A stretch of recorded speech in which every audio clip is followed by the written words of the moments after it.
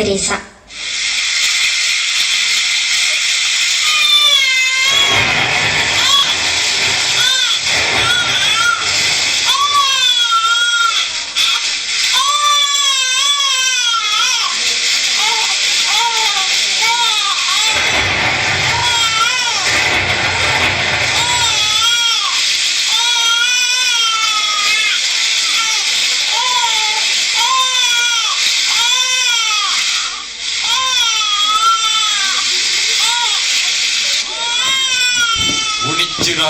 Saint Jude നാടകവേദി പ്രാർത്ഥനാപൂർവം അവതരിപ്പിക്കുന്നു mother mother mother mother.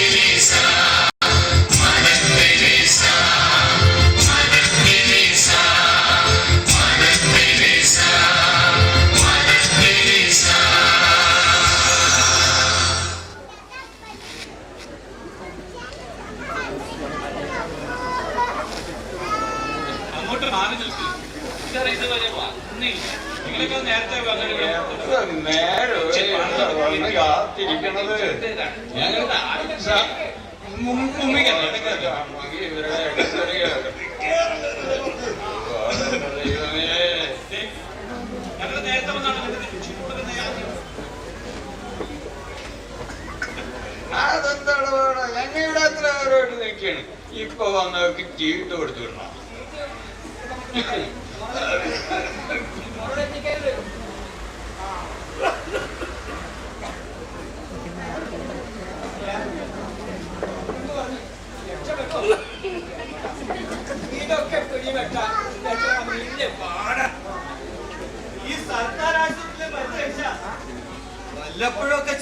രക്ഷപ്പെടും. കാശുണ്ടെങ്കിൽ കാബറിന്റെ അടുത്തും മറ്റേതെങ്കിലും ആശുപത്രി ചെല്ലാം. കുറച്ച് നാൾ കൂടി ജീവിക്കാം. കാശുണ്ടെങ്കിൽ ഇവിടെ വരുമോ?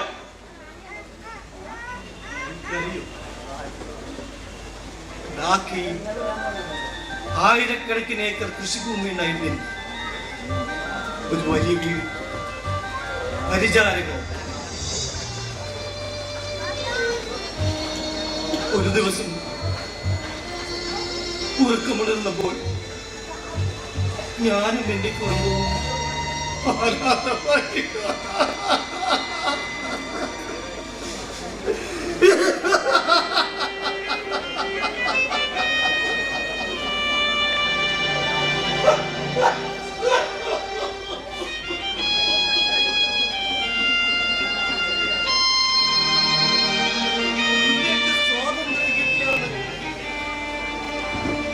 ഹിന്ദുക്കളും മുസ്ലിങ്ങളും പരസ്പരം വെട്ടിമരിക്കുന്ന ദിനങ്ങൾ. നമ്മുടെ രാജ്യം രണ്ടായി വെട്ടിക്കീറി ഇന്ത്യയും പാകിസ്ഥാനും.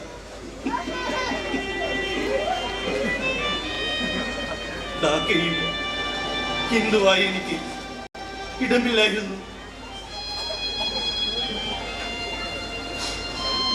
അവർ എന്റെ മകനെ കടാല കൊണ്ട് കുത്തിക്കൊന്നു.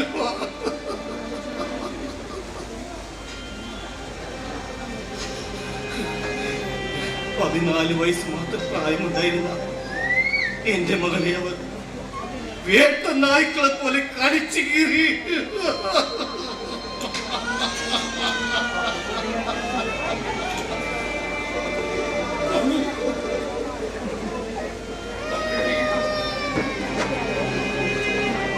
എല്ലാം നഷ്ടപ്പെട്ട് ചുവന്ന വഴികളിലൂടെ ഞാനും എന്റെ കുടുംബവും ഇന്ത്യയിലേക്ക് നടന്നു കയറി. ലക്ഷക്കണക്കിന് അഭയാർത്ഥികളുടെ കൂട്ടത്തിൽ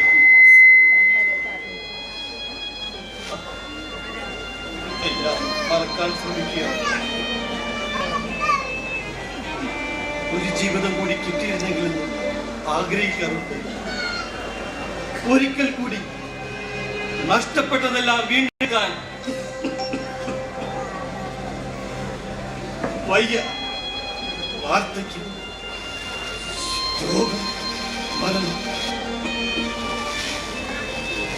സ്വാതന്ത്ര്യത്തിന് വേണ്ടി പടപൊരുതുമ്പോൾ അത് ഇത്ര ഭീകരമായിരിക്കുമെന്ന് വിചാരിച്ചിരുന്നില്ല.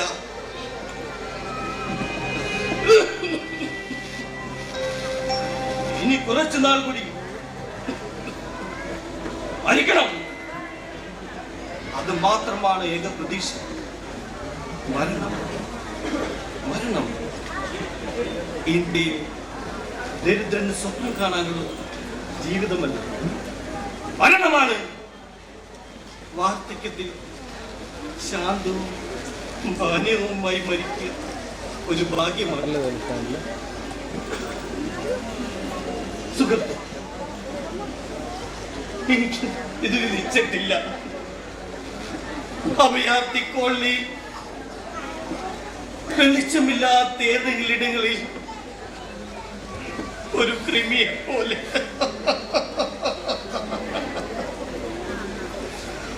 ആരുമില്ലാതെ അനാഥനായി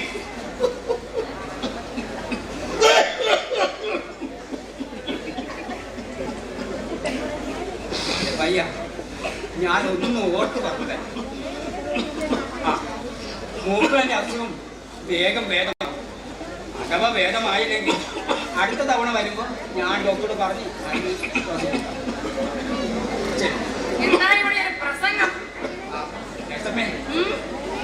മാഡം, ഞാൻ ഇയാൾക്ക് മരുന്ന് പറഞ്ഞു കൊടുക്കുകയായിരുന്നു.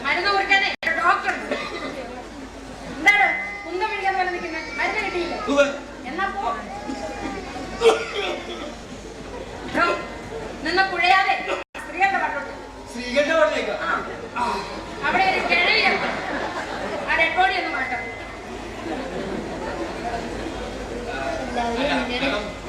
ഞാൻ തന്നെ പോണം. സത്യത്തൊട്ട ഒന്നും സംഭവിക്കില്ല. താൻ ചെല്ല്. ആ സ്ത്രീയുടെ ബന്ധുക്കളൊക്കെ അവിടെ ചെല്ല്.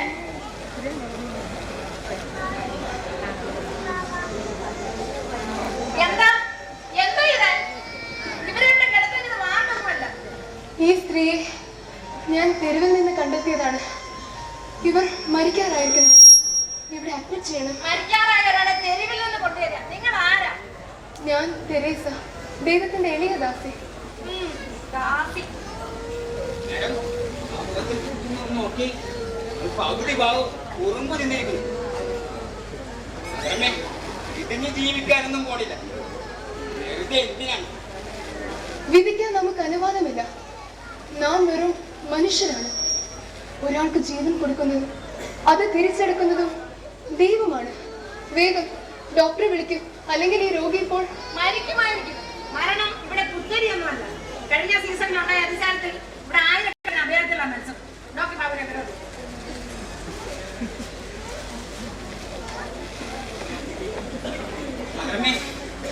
കൈ കാശുണ്ട. കൈക്കൂലി കൊടുക്കാതെ അങ്ങേരെ ആരെയും നോക്കൂല. ഞാൻ പോയി പറയാം. വേണ്ട, ആരും നിൽക്കണ്ട. സമയം കഴിഞ്ഞിരിക്കുന്നു. ഇന്നലെ ഡോക്ടർ ആരെയും നോക്കിയില്ല. അതുകൊണ്ട് ഇനി ആദ്യം ഇട്ട് കൊടുക്കണ്ട. എല്ലാവരും വയ്ക്കോ, നാളെ വന്നാൽ മതി. പറഞ്ഞിട്ടില്ലേ, എല്ലാരും പോയിക്കോ, നാളെ വന്നാൽ മതി.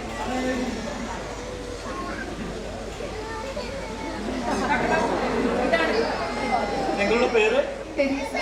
ഈ രോഗി അത്യാവശ്യം നിലയിലാണ്. ഇവിടെ അഡ്മിറ്റ് ചെയ്യണം. അത് തീരുമാനിക്കേണ്ടതേ ഡോക്ടർ ബാബുവാണ്. പ്ലീസ് വെയിറ്റ്, ഞാനൊന്ന് നോക്കട്ടെ.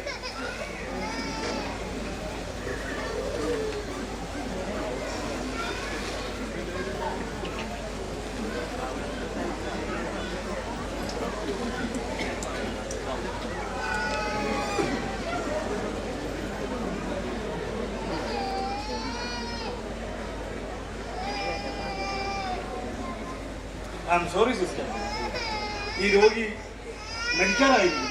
അതുകൊണ്ടാണ് അഡ്മിറ്റ് ചെയ്യണമെന്ന് പറഞ്ഞത്. അഡ്മിറ്റ് ചെയ്തതുകൊണ്ട് യാതൊരു പ്രയോജനവുമില്ല. ഈ രോഗിയെ ഇവിടെ അഡ്മിറ്റ് ചെയ്യില്ല. ഡോക്ടർ പ്ലീസ്, ദൈവത്തെ ഒത്ത്. നേഴ്സ്, അകത്ത് ബെഡ് വന്നു? ഇല്ല, ഒറ്റ ബെഡ് ഒഴിവില്ല. പറഞ്ഞത് കേട്ടില്ലേ? അകത്ത് ബെഡൊന്നും ഒഴിവില്ല. നിങ്ങൾ ഈ രോഗിയെ എവിടെ നിന്നാണോ കണ്ടെടുത്തത് അവിടെ തന്നെ ഉപേക്ഷിച്ചേക്കുക. അവിടെ കിടന്ന് മരിക്കട്ടെ. ഉപേക്ഷിക്കാനോ? ഡോക്ടർ ദയവായി മരിക്കാറായ ഒരാളോട് അല്പം കനിവ് കാണിക്കും. എനിക്ക് പറയാനുള്ളത് പറഞ്ഞു കഴിഞ്ഞു. എങ്കിൽ ഈ രോഗിയെ ഞാൻ ഇവിടെ കിടത്തും. മനുഷ്യപുത്രന് അവസാനം തല ചായ്ക്കാൻ കിട്ടുന്നിടം ഒരു പക്ഷേ ഇതായിരിക്കും.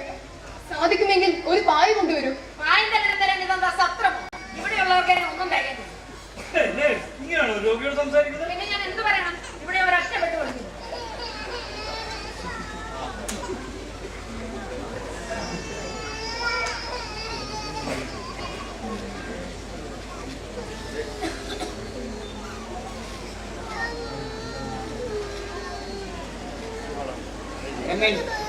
ഇവര് ഉടനെ മരിക്കും. ഞാൻ പോവുകയാണ്. ആ ഡെഡ് ബോഡി കൊണ്ടുപോകാൻ മുനിസിപ്പാലിറ്റിക്കാരെ വിളിച്ചു. കാശും കുറച്ച് കൊടുത്താൽ മതി. പിന്നെ ഒരു ഗതി കേട്ട ശവത്തെ മൂടുന്ന ഗതി കിടന്നു. പിന്നെ എനിക്ക് ദൈവാൻ കേൾക്കാനില്ല. ആ ഞാൻ പോവുകയാണ്. വേറെ ആളെ നോക്കിക്കോ. സാരമില്ല, നാമെല്ലാം ദൈവത്തിന്റെ മക്കളാണ്. നീ നിന്റെ ദൈവത്തോട് പ്രാർത്ഥിക്കും, എല്ലാ വേദനകളും മാറും. ദൈവത്തിന്റെ മുഖത്തേക്ക് നോക്കും. ലജ്ജിക്കേണ്ട, ഭയപ്പെടേണ്ട. ദൈവം കാരുണ്യമാണ്, ദൈവം സ്നേഹമാണ്. ആ മുഖത്തേക്ക് നോക്കും. അമ്മയുടെ ഇടയിൽ കിടന്ന് മരിക്കുവാൻ ഞാൻ ഭാഗ്യവതിയാണ്. അമ്മേ, എന്തൊരു വെളിച്ചം, എന്തൊരു ശാന്തത, സ്നേഹം കൊണ്ട്, ആനന്ദം കൊണ്ട് എന്നിൽ നിറയുന്നത് പോലെ. ദൈവം നിന്നെ സ്പർശിക്കുന്ന മകളെ, നിന്റെ മനസ്സിലേക്ക് അവിടുത്തെ കാരുണ്യം ഒഴുകിയെത്തുന്നു. അവിടുത്തെ കാരുണ്യം എന്നിൽ നിറയുന്നത് പോലെ. ഞാൻ ദൈവത്തിന്റെ കൈകളിലാണ്. ലോകാലാകങ്ങളുടെ സൃഷ്ടാവേ, നിറവിന്റെ കൈകൾ എന്റെ ശിരസിൽ അമർത്തുക. സമയം നിശ്ചലമാകുന്നത് പോലെ വ്യക്തികളുടെ സന്നിധാനത്തിലേക്ക് ഞാനിതാ തിരിച്ചു വരുന്നു. നന്ദി അമ്മേ, നന്ദി.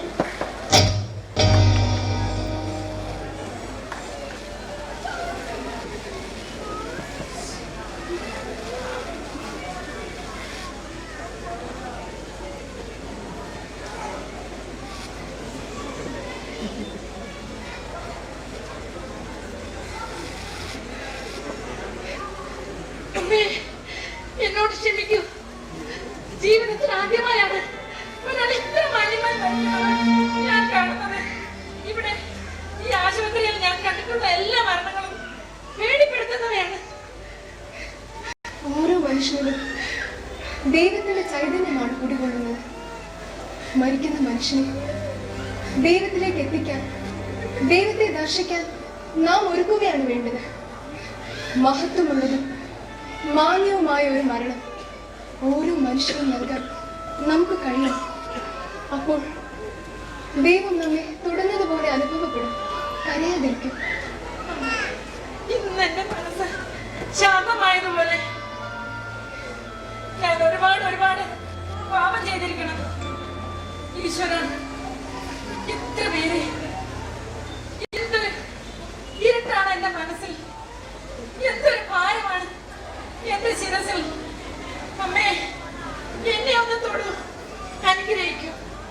സാരമില്ല മകനെ, നീ ദൈവത്തോട് പ്രാർത്ഥിക്കും. മാപ്പ് നൽകുന്നത് അവിടെ പശ്ചാത്തപിക്കുന്ന ആത്മാവ് ദൈവം ആലിംഗനം ചെയ്യുന്നു.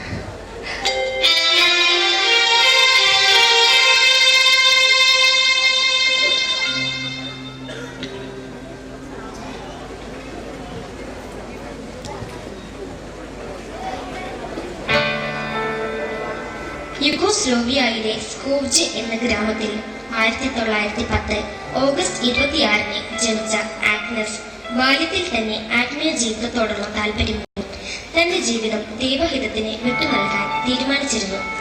അയർലൻഡിലെ ലൊറേറ്റോ സന്യാസിനി സമൂഹത്തിൽ അർദ്ധനിയായി ചേർന്ന ആഗ്നസ് 1931 മെയ് 24 തെരേസ എന്ന പേര് സ്വീകരിച്ച് വ്രതവാഗ്ദാനം നടത്തി. താമസിയാതെ സിസ്റ്റർ തെരേസ ത്യാഗപൂർണമായ തന്റെ ജീവിതത്തിന് തുടക്കം കുറിച്ചുകൊണ്ട് കൽക്കത്തയിൽ എത്തിച്ചേർന്നു. അവിടെ എൻഡോളിയയിലെ സെന്റ് മേരീസ് കോൺവെന്റ് സ്കൂളിലെ അധ്യാപികയായി. 1946 സെപ്റ്റംബർ 10 വാർഷിക ധ്യാനത്തിൽ സംബന്ധിക്കുന്നതിന് ഡാർജിലിംഗിലേക്ക് യാത്ര ചെയ്യുമ്പോൾ വിശുദ്ധ ഗ്രന്ഥത്തിലെ ഒരു വാക്യം തെരേസയെ ആഴത്തിൽ സ്പർശിച്ചു. എന്റെ ഏറ്റവും എളിയ സഹോദരന്മാരിൽ ഒരുവന് നിങ്ങൾ ചെയ്തു കൊടുത്തപ്പോൾ എനിക്ക് തന്നെയാണ് ചെയ്തു തന്നത്. അപ്പോൾ പാപങ്ങൾക്ക് വേണ്ടി വേല ചെയ്യുവാൻ യേശു വിളിക്കുന്നതായി സിസ്റ്റർ തെരേസയ്ക്ക് അനുഭവപ്പെട്ടു. 1948 ഓഗസ്റ്റ് 8 സിസ്റ്റർ തെരേസ ലൊറേറ്റോ മഠം വിട്ടു. പാവപ്പെട്ട സ്ത്രീകൾ ഉപയോഗിക്കുന്ന തരത്തിലുള്ള വില കുറഞ്ഞ നീല ബോർഡറുള്ള വെള്ളസാരിയും കുരിശുരൂപവും ധരിച്ച് കൽക്കത്തയിലെ ചേരികളിലേക്ക് ഇറങ്ങി. അചഞ്ചലമായ ദൈവവിശ്വാസവും 5 രൂപയും ജപമാലയും ബൈബിളും മാത്രമായിരുന്നു അന്ന് കൈമുതലായിട്ട് ഉണ്ടായിരുന്നത്.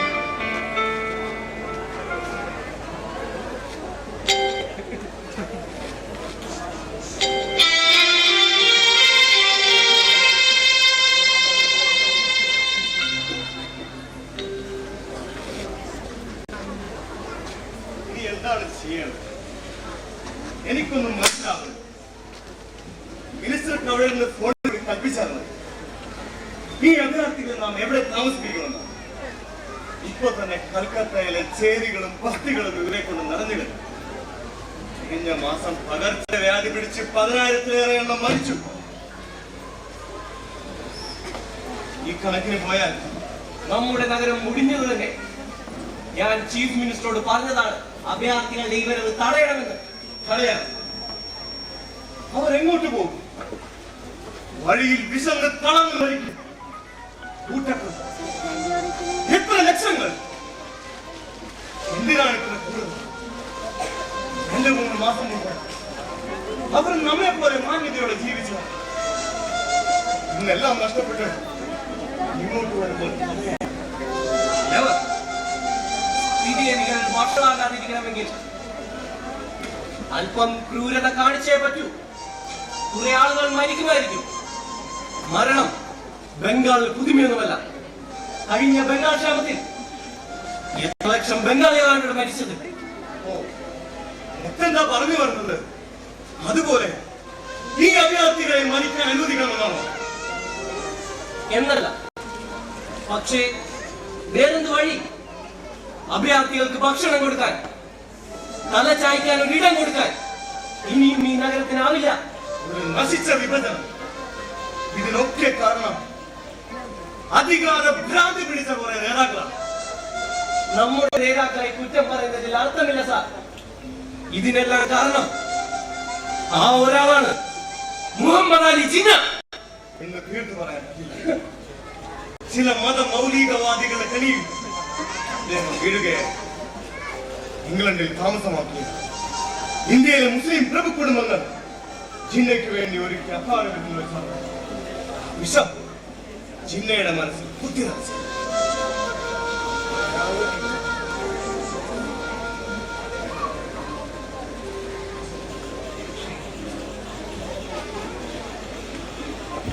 ബ്രിട്ടീഷുകാരുടെ അടിമത്തത്തിൽ മോചനം നേടാൻ ആത്മാഹൂതി ചെയ്ത ലക്ഷക്കണക്കിന് ധീരദേശാഭിമാനികളുടെ ചോരയുണങ്ങുന്നതിന് മുമ്പ് നമുക്ക് അവരുടെ കാര്യം വിടാം. ഇന്നലെ വരെ സ്വന്തം സഹോദരന്മാരെ പോലെ കഴിഞ്ഞവർ ഇന്ന് മറ്റൊരു രാജ്യമായി മാറിക്കഴിഞ്ഞിരിക്കുന്നു. ശത്രു രാജ്യം. സർ, ഇന്ത്യയുടെ അവസ്ഥയോട് എനിക്ക് ഭയം തോന്നുന്നു. അനാഥരായ മനുഷ്യരെ കൊണ്ട് നിറയുന്ന നമ്മുടെ നഗരങ്ങൾ, പ്രത്യേകിച്ച് ഇവിടം, കൃമികളെ പോലെ നഗരമധ്യത്തിൽ മരിച്ചു വീഴുന്ന മനുഷ്യരുടെ നിലവിളികൾ ചിന്തിക്കാനാകുന്നില്ല. എന്തായി തോന്നുന്നു? നിങ്ങൾ കരുതുന്നത് പോലെ വിദ്യാർത്ഥികളുടെ കാര്യത്തിൽ നമ്മുടെ മുഖ്യമന്ത്രിയും പണ്ഡിറ്റ്ജിയും സമ്മതിക്കുമെന്ന്? ദുരിതങ്ങൾക്ക് മേൽ മറ്റൊരു ദുരന്തം കൂടി വരുത്തിവെക്കാൻ അവർ സമ്മതിക്കുന്നു? സമ്മതിക്കില്ലെന്ന് എനിക്കറിയാം. പക്ഷേ എന്തെങ്കിലും ഒരു പോംവഴി? സത്യത്തിൽ മുസ്ലിങ്ങളോട് എനിക്ക് വെറുപ്പായിരിക്കുന്നു. നിങ്ങൾ ഒരു വർഗീയവാദിയെ പോലെ സംസാരിക്കുന്നു. മുസ്ലിങ്ങളും മനുഷ്യരാണ്, നമ്മെ പോലെ. പക്ഷെ അവരെ ആ ഭ്രാന്ത് പിടിച്ച ലോകത്തിലേക്ക് ഇറക്കിവിട്ടവരെയാണ് നാം ശപിക്കുന്നത്.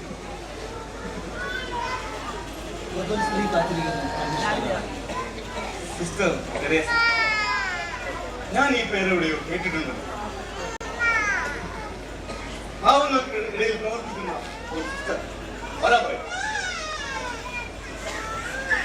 എന്തെങ്കിലും സഹായം ചോദിക്കാനായിരിക്കും ഇതൊക്കെ.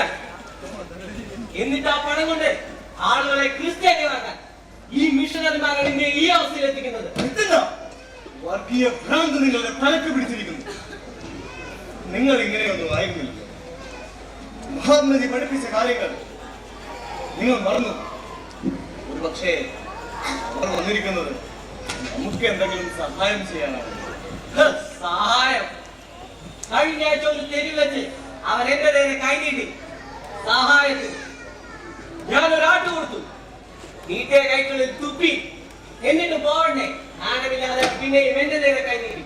നിങ്ങൾക്ക് തെറ്റി. ആളുകളെ മുൻവിധിയോടെ കാണാൻ ശ്രമിക്കുന്നതാണ് പ്രശ്നം. എല്ലാ മനുഷ്യരും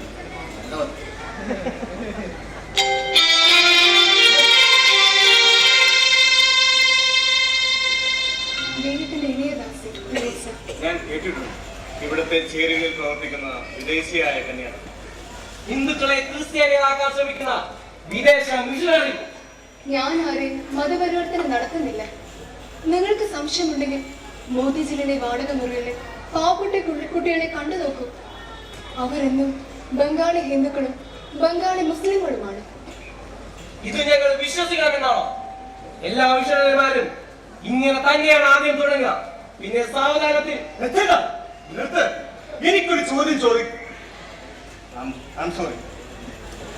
എനിക്കൊരു ചോദ്യം ചോദിക്കാം. എനിക്ക് ഇന്ന് വരെ മനസ്സിലാക്കാൻ കഴിയാത്ത ഒരു സംശയം. ചോദിച്ചോളൂ. ഇന്ത്യയിൽ നിന്ന് ദാരിദ്ര്യം കുറച്ചു മാറ്റാൻ നാം എന്ത് ചെയ്യും? ദാരിദ്ര്യം മാറ്റാൻ ആഗ്രഹിക്കുന്നെങ്കിൽ നിങ്ങൾക്കുള്ളതെല്ലാം പാവങ്ങളുമായി പങ്കുവെക്കുക. പങ്കുവയ്ക്കാൻ ഇന്ത്യ ഒരു ദരിദ്ര രാഷ്ട്രമാണ്. അല്ല, ഇന്ത്യ എന്നത് അമേരിക്ക പോലുള്ള സമ്പന്ന രാഷ്ട്രങ്ങളിലെ സുഖ സൗകര്യങ്ങളും ലാറ്റിൻ അമേരിക്കൻ രാജ്യങ്ങളിലെ ദാരിദ്ര്യം ചേർന്ന ഒരു സങ്കീർണ രാജ്യമാണ്. ധനവാൻ ദരിദ്രനെ നോക്കാൻ ബാധ്യസ്ഥനാണ്. അപ്പോൾ ധനവാൻ തനിക്കുള്ളതെല്ലാം ദരിദ്രനുമായി പങ്കുവയ്ക്കും. അത് സിസ്റ്ററെങ്കിലും വിശ്വസിക്കുന്നുണ്ട്. ഉണ്ട്. പങ്കുവയ്ക്കൽ കൊണ്ട് പട്ടിണി അകറ്റാൻ കഴിയും. മറ്റുള്ളവരെ സ്നേഹിക്കുവാനും പങ്കുവെക്കുവാനുമാണ് യേശു പഠിപ്പിച്ചത്. കണ്ടോ, അവർ യേശുവിനെ പറ്റി സംസാരിച്ചു തുടങ്ങി. ഞാൻ അപ്പോഴേ പറഞ്ഞല്ലോ. സിസ്റ്റർ, എനിക്ക് നിങ്ങളുടെ ആത്മാർത്ഥത മനസ്സിലാവുന്നു. സിസ്റ്റർ പറയുന്നതൊന്നും എനിക്കറിയാം. പക്ഷെ ഇപ്പോ വന്നത് കൽക്കട്ടയിലെ തെരുവുകളിലെ മനുഷ്യർ, ആരുമില്ലാത്ത ദരിദ്രരായ മനുഷ്യർ കൃമികളെ പോലെ മരിക്കുകയാണ്. ഒരു നഗരസഭയ്ക്ക് ചെയ്യാനാകുന്നതെല്ലാം ഞങ്ങൾ ചെയ്യുന്നു. പക്ഷെ ഈ അഭയാർത്ഥികളുടെ പ്രവാഹം സർക്കാർ എത്ര ശ്രമിച്ചിട്ടും മരണാസന്നരായ ആ അഗതികളെ സംരക്ഷിക്കാൻ, ശുശ്രൂഷിക്കാൻ ഒരിടം, മനുഷ്യർ അന്തസ്സായി മരിക്കാൻ ഒരിടം, അതിനു വേണ്ടിയാണ് ഞാൻ വന്നത്. മരിക്കാൻ പോകുന്നവർ അവരെന്തായാലും മരിക്കും. അവരെ വെറുതെ വിടും. മരണത്തെ തടഞ്ഞു നിർത്താൻ എനിക്കാവില്ല.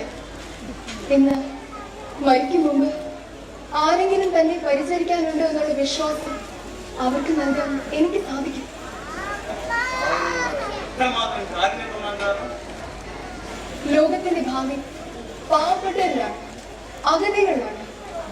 നാം അവരെ എങ്ങനെ വിധിക്കുന്നുവോ അതുപോലെയാകും നമ്മളും വിധിക്കപ്പെടുക. നമ്മളും ഇങ്ങനെ വിധിക്കപ്പെടും. സിസ്റ്റർ, എന്റെ അമ്മയെ പറ്റി മാന്യമായി മരിക്കാൻ കഴിയുക ഒരു ഭാഗ്യമാണ്. കൽക്കട്ടയിൽ നിന്നും വളരെ ദൂരെ എന്റെ ഗ്രാമത്തിൽ സൂര്യ പറന്നു പിടിച്ച നാളുകൾ ഈ ശാപം രസിച്ച ആ ഗ്രാമം ഉപേക്ഷിച്ച് ഞങ്ങളെല്ലാവരും പലായനം ചെയ്തപ്പോ സൂര്യ പിടിച്ച അനവധി പ്രതികളൊന്നും എന്റെ അമ്മയും ആരും നോക്കാനില്ലാതെ അനാഥയെ പോലെ ഒരു കൃമിയെ പോലെ മരിക്കുന്നു. ഭീരുവായ ഞാൻ ഈ കൽക്കട്ടയിലെ സുരക്ഷിതമായ വീടുകളിൽ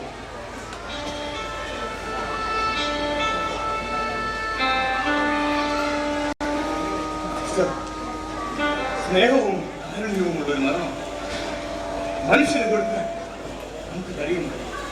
സ്നേഹവും കാരുണ്യവും നൽകാനുള്ള ഒരിടം നൽകുകയാണ് ഞാൻ ഏർപ്പാടാക്കാം.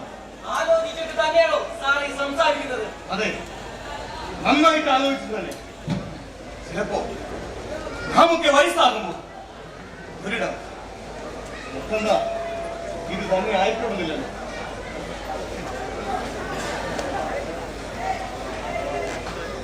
എന്റെ ഹൃദയത്തിൽ ഒരു പ്രകാശം കൊണ്ട് അറിയുന്നു. ഇങ്ങനെ അഗ്നിയിൽ കത്തി ചാമ്പലാണ്.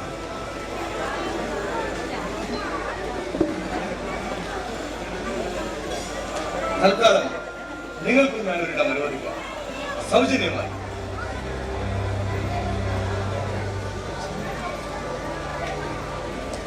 ഇവിടെ കാളിഘട്ടിൽ കാളി ക്ഷേത്രത്തിനടുത്ത് ഒഴിഞ്ഞു കിടക്കുന്ന ഒരു ധർമ്മശാലയാണ്. ആർക്കും പ്രയോജനമില്ലാതെ കിടക്കുന്ന ആ സ്ഥലം നിങ്ങൾക്ക് ഉപയോഗിക്കാം. ആ സ്ഥലം ക്ഷേത്രത്തിൽ മോക്ഷപ്രാപ്തിക്കായി എത്തുന്ന ഭക്തജനങ്ങൾ വിശ്രമിക്കാനുള്ള ഇടമാണ്. അത് ഇവർക്ക് വിട്ടുകൊടുത്താൽ അത് പണ്ട് കുറെ സാമൂഹ്യ വിരുദ്ധരുടെ ഇടത്താവുക, അവരെ അവിടെ നിന്ന് ഒഴിപ്പിച്ച് അതൊരു നല്ല കാര്യത്തിന് ഉപയോഗപ്പെടുത്തിയാൽ അതൊരു സുഹൃതമല്ലേ? പിന്നെ സുഹൃതം ഞാൻ ഇന്ന് തന്നെ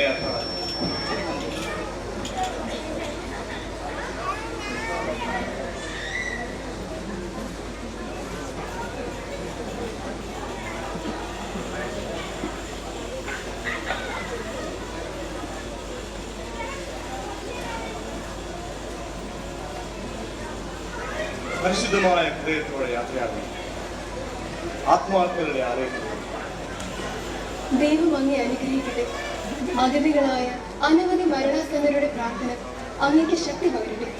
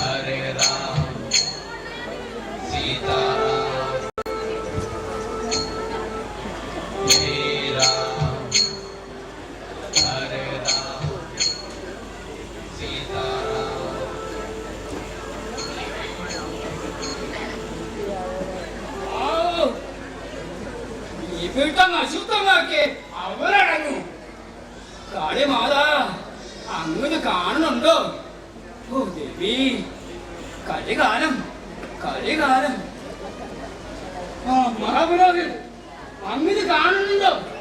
ആ കന്യാസ്ത്രീയെ കുശലോയെ ഭവിച്ചുകൊണ്ട് കാണുന്നുണ്ട്. കാലിക്കട്ടിലെ ഈ കലാക്ഷേത്രത്തിനടുത്ത് ആ സ്ത്രീ കാണിക്കുന്ന അധർമ്മങ്ങൾ നാം കാണുന്നുണ്ട്.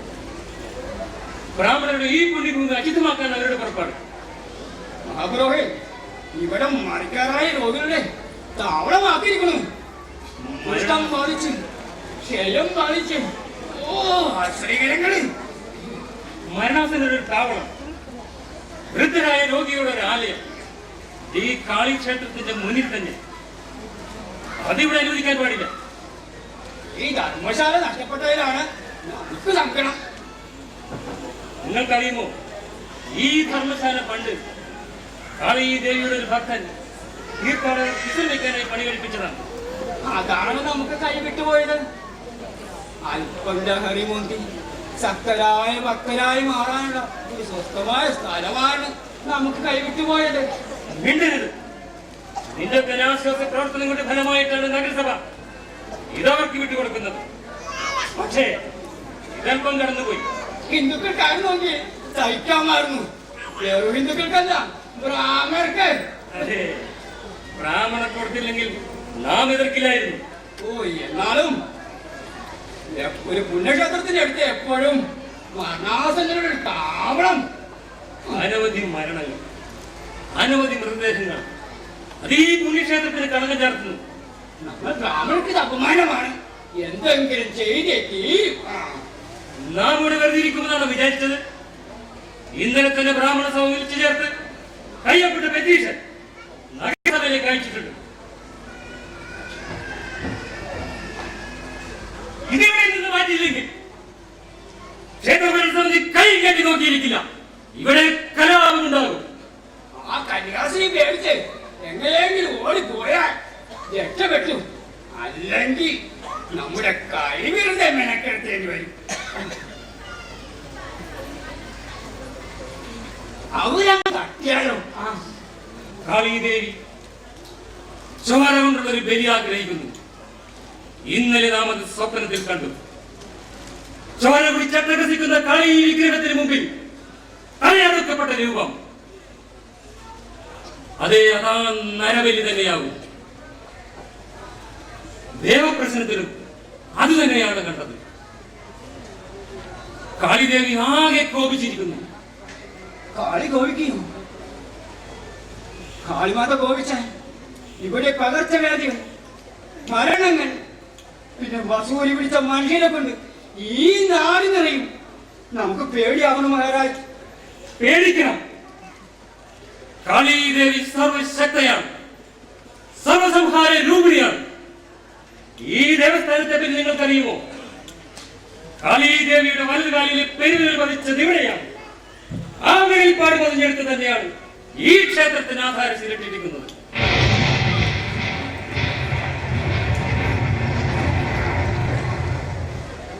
ഇവിടെ എന്തൊക്കെ സംഭവിക്കാൻ പോകുന്നു? എനിക്കാകെ പേടിയാകുന്നു. ദേവപ്രശ്നത്തിനും അത് തന്നെയാണ് കണ്ടത്.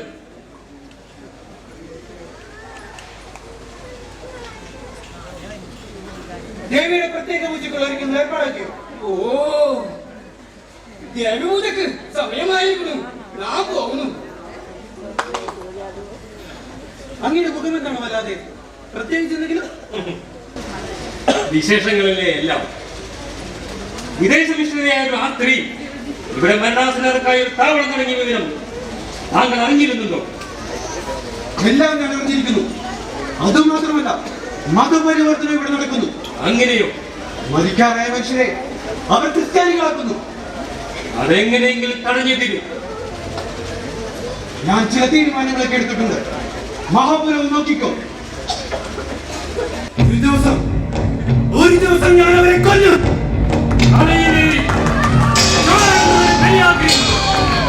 നരബലി.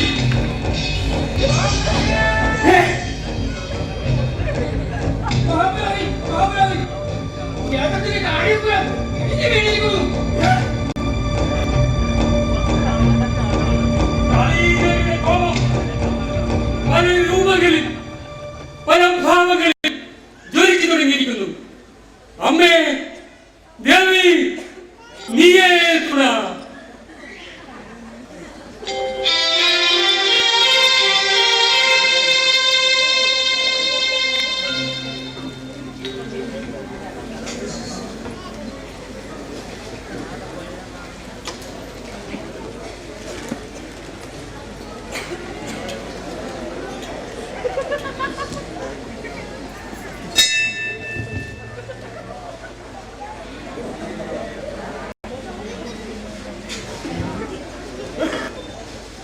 സുഭാഷിണി ദാസ്, നീ വീണ്ടും വന്നിരിക്കുന്നു.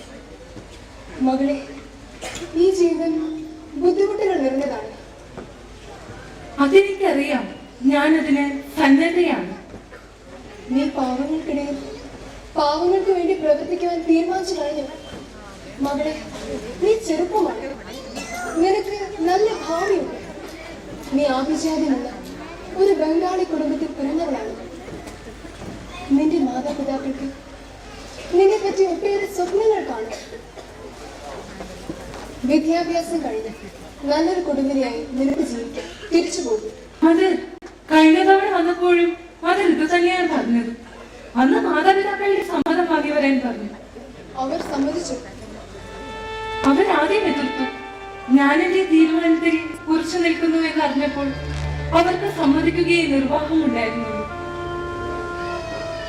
ദൈവത്തിന്റെ വിളി എപ്പോഴാണ് ഉണ്ടാകുമെന്ന് പറയാനാവില്ല. ആ വിളി കേൾക്കുക, അതനുസരിക്കുക. ദുരിതപൂർണമായ ജീവിതത്തിലേക്കുള്ള വഴി നാം തിരഞ്ഞെടുക്കുമ്പോൾ ദൈവത്തെ നേരിട്ട് കാണാനുള്ള അതിദീർഘമായ യാത്രയ്ക്ക് നാം തയ്യാറാവുകയാണ്. ഈ ഭൂമിയിലെ സുഖ സൗകര്യങ്ങളെല്ലാം ഉപേക്ഷിക്കുന്ന ആ നിമിഷം ദൈവത്തെ നാം സ്പർശിക്കുകയാണ്. അത് എനിക്കും അത് അനുഭവപ്പെട്ടു. എന്റെ തീരുമാനത്തിന് ഇളക്കമില്ലെന്ന് കണ്ടപ്പോൾ എന്റെ മാതാപിതാക്കൾ കരഞ്ഞു. ഇന്നലെ ഞാൻ ഉറങ്ങുവാൻ പോകുന്നതിന് മുമ്പ് കൈവിട്ടു പോകുന്ന ഒരു നിധിയെ പോലെ എന്റെ അമ്മ എന്നെ കെട്ടിപ്പിടിച്ചു കരഞ്ഞു. പക്ഷേ എന്റെ മനസ്സ് ശാന്തമായിരുന്നു. ഉറക്കത്തിൽ ഒരു വലിയ പ്രകാശം എന്നിൽ വന്ന് നിറഞ്ഞു. വല്ലാത്ത ഒരു ആനന്ദം കൊണ്ട് എന്റെ മനസ്സ് പോകുന്നത് പോലെ. പിന്നെ ഞാൻ ഉറങ്ങിയില്ല. രാവിലെ ഞാൻ എഴുന്നേറ്റ് അമ്മയുടെ അടുത്തേക്ക് കണ്ടു. അമ്മ പതിലേറെ സന്തോഷവതിയായിരുന്നു. എന്നെ അനുഗ്രഹിച്ചു. എന്റെ വഴി ശരിയാണെന്ന് പറഞ്ഞു. അപ്പോൾ അമ്മ കരഞ്ഞതേയില്ല.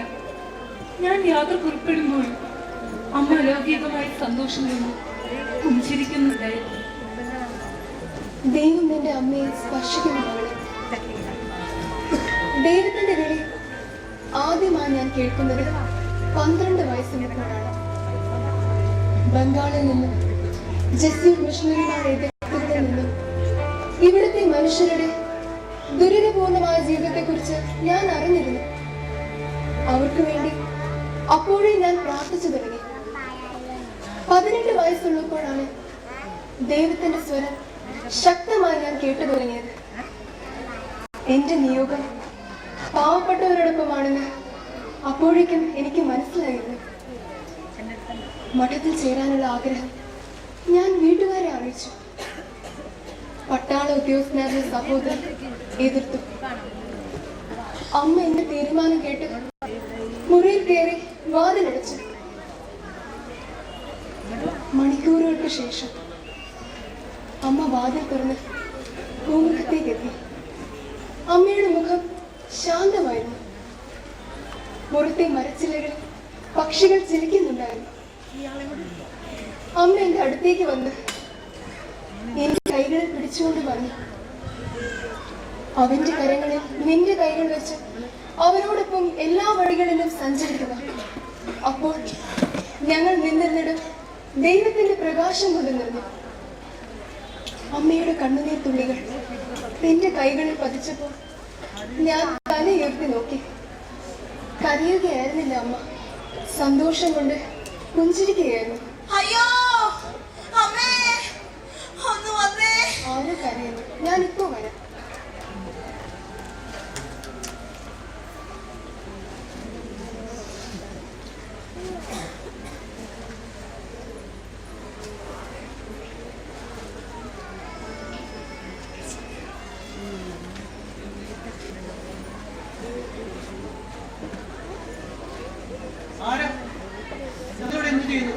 താങ്കൾ ആരാണ്?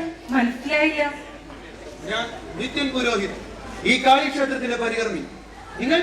ഞാൻ സുഭാഷിണി ദാസ്. ഞാൻ മദർ തെരേസയുടെ കൂടെ പാവങ്ങൾക്കൊപ്പം ജീവിക്കാൻ തീരുമാനിച്ചു. നല്ല തീരുമാനം. നിങ്ങൾ ഹിന്ദു അല്ലേ? അതെ, പക്ഷേ ഇന്നു മുതൽ ക്രിസ്ത്യാനിയാവുന്നില്ലേ? അപ്പോൾ അവർ മിഷണറി പ്രവർത്തനം എന്ന് പറഞ്ഞ് ഹിന്ദുക്കളെ മുഴുവൻ ക്രിസ്ത്യാനികളാക്കിയാണ്. അതറിയില്ല, പക്ഷേ ഇതെന്റെ സ്വന്തം തീരുമാനമാണ്. ആരും അടിച്ചേൽപ്പിച്ചതല്ല. കൂടുതലൊന്നും എനിക്ക് ഇനി കേൾക്കണ്ട. എല്ലാം മനസ്സിലായിരിക്കുന്നു. ഇല്ല, ഇത് അനുവദിക്കാൻ പാടില്ല. ഞങ്ങളിത് സമ്മതിക്കില്ല. കാളിമാതാവാണ് സത്യം. നീ സൂക്ഷിച്ചോ.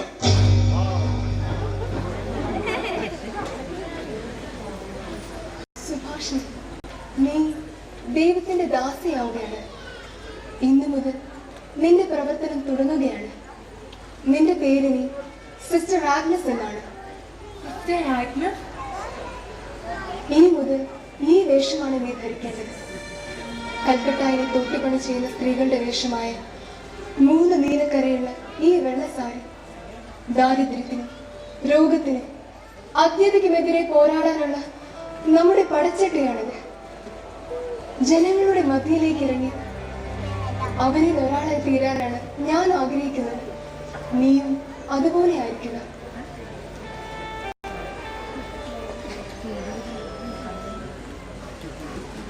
നാളെ നമുക്ക് ബൈതാഖാനിലേക്ക് പോകണം. കന്യകാ മാതാവിന്റെ മുമ്പാകെ എന്റെ മകളുടെ സമർപ്പണം നടത്താൻ. ഈ നിമിഷം ദൈവം കനിവോടെ നൽകിയ ഈ പ്രിയപ്പെട്ട നിമിഷം. മകളെ, ഇതൊരു ചെറിയ സമൂഹത്തിന്റെ തുടക്കമാണ്. നാളെ ഇതൊരു വലിയ സമൂഹമായി കൂടുന്നില്ല. നമ്മെ നേർവഴിക്ക് നയിക്കാൻ പരിശുദ്ധാമ്മ നമ്മെ അനുഗ്രഹിക്കും.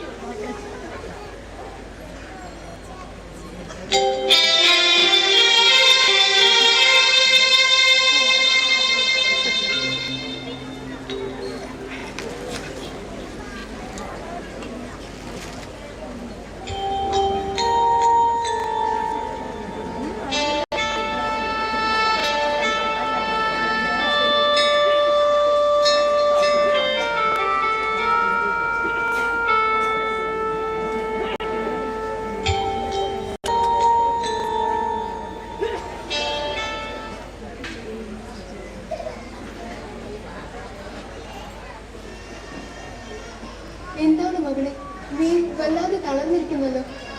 അമ്മ, ഞാൻ എന്റെ മോന് പട്ടിണിയിലാണ്. ഒരഭയാർത്ഥിയാണ്. പാകിസ്ഥാനിൽ നിന്നും എല്ലാം നഷ്ടപ്പെട്ട് ഇന്ത്യയിൽ അഭയം തേടിയ ഒരനാഥ. ഞങ്ങൾക്ക് ആരുമില്ല. നിനക്ക് വേണ്ടി ഞാൻ എന്താ ചെയ്യും? തല ചായ്ക്കാൻ ഒരിടം തരാം. വിശപ്പ് മാറ്റാൻ എന്തെങ്കിലും? ആദ്യം വേണ്ടത് അല്പം ഭക്ഷണമാണ്. വിശപ്പ് മാറ്റാൻ വല്ലാതെ ദാഹിക്കുന്നു. 3 ദിവസമായി ഞാൻ എന്റെ മോന് പട്ടിണിയിലാണ്. ഭിക്ഷ യാചിച്ച് 3 ദിവസമായി ഞങ്ങൾ നടക്കുന്നു. ആരും ഒന്നും തന്നില്ല. സ്നേഹമോ കാരുണ്യമോ എങ്ങുമില്ല. അമ്മേ, വിശപ്പ് സഹിക്കാൻ വയ്യാതെ ഞാൻ. മകളെ, നിനക്ക് നന്നായി പനിക്കുന്നുണ്ട്. നിന്റെ മകൻ ഉറങ്ങുകയാണോ? ഭക്ഷണം കിട്ടാതെ തളർന്നുറങ്ങുകയാണ് എന്റെ മോൻ. തണുപ്പടിച്ച് വല്ലാത്ത പണിയും ചുമയും കൊണ്ട് വിശക്കുന്നവൻ. മകളെ, ഒരു നിമിഷം. നിനക്കും മകനുമുള്ള ഭക്ഷണമായി ഞാൻ ഇപ്പോ വരാം.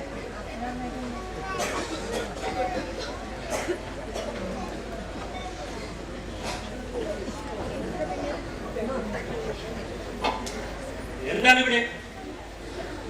വല്ലാതെ വിശക്കുന്നു. ഞാനും എന്റെ മോനും അല്പം ഭക്ഷണത്തിന് വേണ്ടി വന്നതാണ്. നീ ഒരു അഭയാർത്ഥിയല്ലേ? അഭയാർത്ഥികളുടെ കാര്യം നോക്കേണ്ടത് സർക്കാരാണ്. പ്രഭു,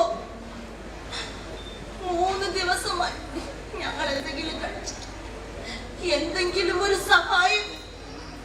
ഭൗതികമായി യാതൊന്നും നമുക്ക് നൽകാനാവില്ല. നാം ഈ ക്ഷേത്രത്തിലെ മുഖ്യ പുരോഹിതനാണ്. നീ ഒരു ഹിന്ദുവല്ലേ? അതെ. അയ്യോ, എനിക്ക് വയ്യ, എനിക്ക് വയ്യ. മ്ലേച്ഛരുടെ സ്ഥലത്താണ് നീ ഇപ്പോൾ നിൽക്കുന്നത്. ഒരു ഹിന്ദുവായി നീ അവിടെ ഇരിക്കുന്നത് നമുക്കിഷ്ടമല്ല. പ്രഭു, ഞങ്ങൾക്ക് വിശക്കുന്നു. എന്തെങ്കിലും ആഹാരം തരും. ദാരിദ്ര്യം വിധിയാണ്. നമുക്കത് തടയാനാവില്ല. ഒരു കാര്യം ചെയ്യാം. ഇന്ന് ക്ഷേത്ര സംരക്ഷണ സമിതിയുടെ ഒരു മീറ്റിംഗ് ഉണ്ട്. നിന്റെ കാര്യം ഞാൻ അവിടെ പറയാം. നാളെ വരും. നാളെ ഈശ്വരന്റെ സ്വന്തം ആളാണ് പോലും. വിശക്കുന്നവന്റെ മുമ്പിൽ ഈശ്വരൻ പ്രത്യക്ഷപ്പെടുന്നത് അപ്പത്തിന്റെ രൂപത്തിലാകണമെന്നാണ് പാപ്പുജി പറഞ്ഞത്. വിയർപ്പിന്റെ ഉപ്പ് രുചിക്കാക്കാൻ നിങ്ങളെ പോലുള്ളവർക്ക് അത് ഓർക്കാൻ കഴിയില്ല. നീ ആ കന്യാസ്ത്രീ പറയുന്നതനുസരിച്ചാൽ ഒരു ക്രിസ്ത്യാനി മതപരിവർത്തനം നടത്തിയാൽ അത് നാം സഹിക്കില്ല. അമ്മേ ദേവി കൊന്നുകളയുന്നേ.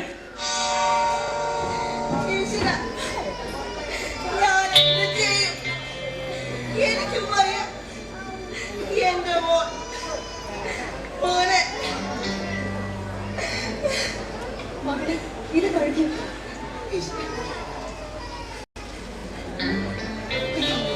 മോനെ മോനെ ഇത് കഴിക്കണ ഈ നല്ല അമ്മ തന്നതാ മോനെ.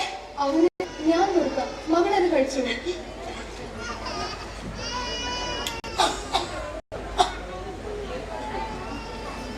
ദൈവമേ, തണുത്തു മരവിച്ചിരിക്കുന്നു. ഈ കുട്ടി മരിച്ചിരിക്കുന്നു.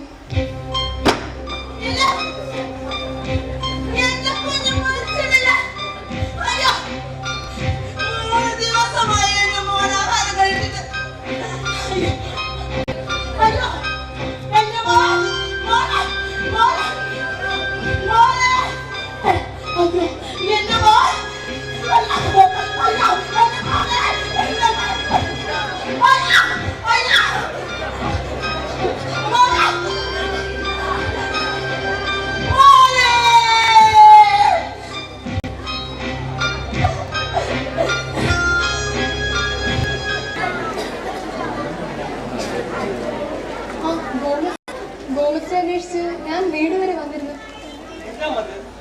ഒരു സഹായം എല്ലാം ഇതിൽ എഴുതിയിട്ടുണ്ട്. മദറിനെ കാണാനായിട്ട് പലരും വിഷമിക്കുന്നു. മദർ അകത്തേക്ക് ചെയ്യുന്നു.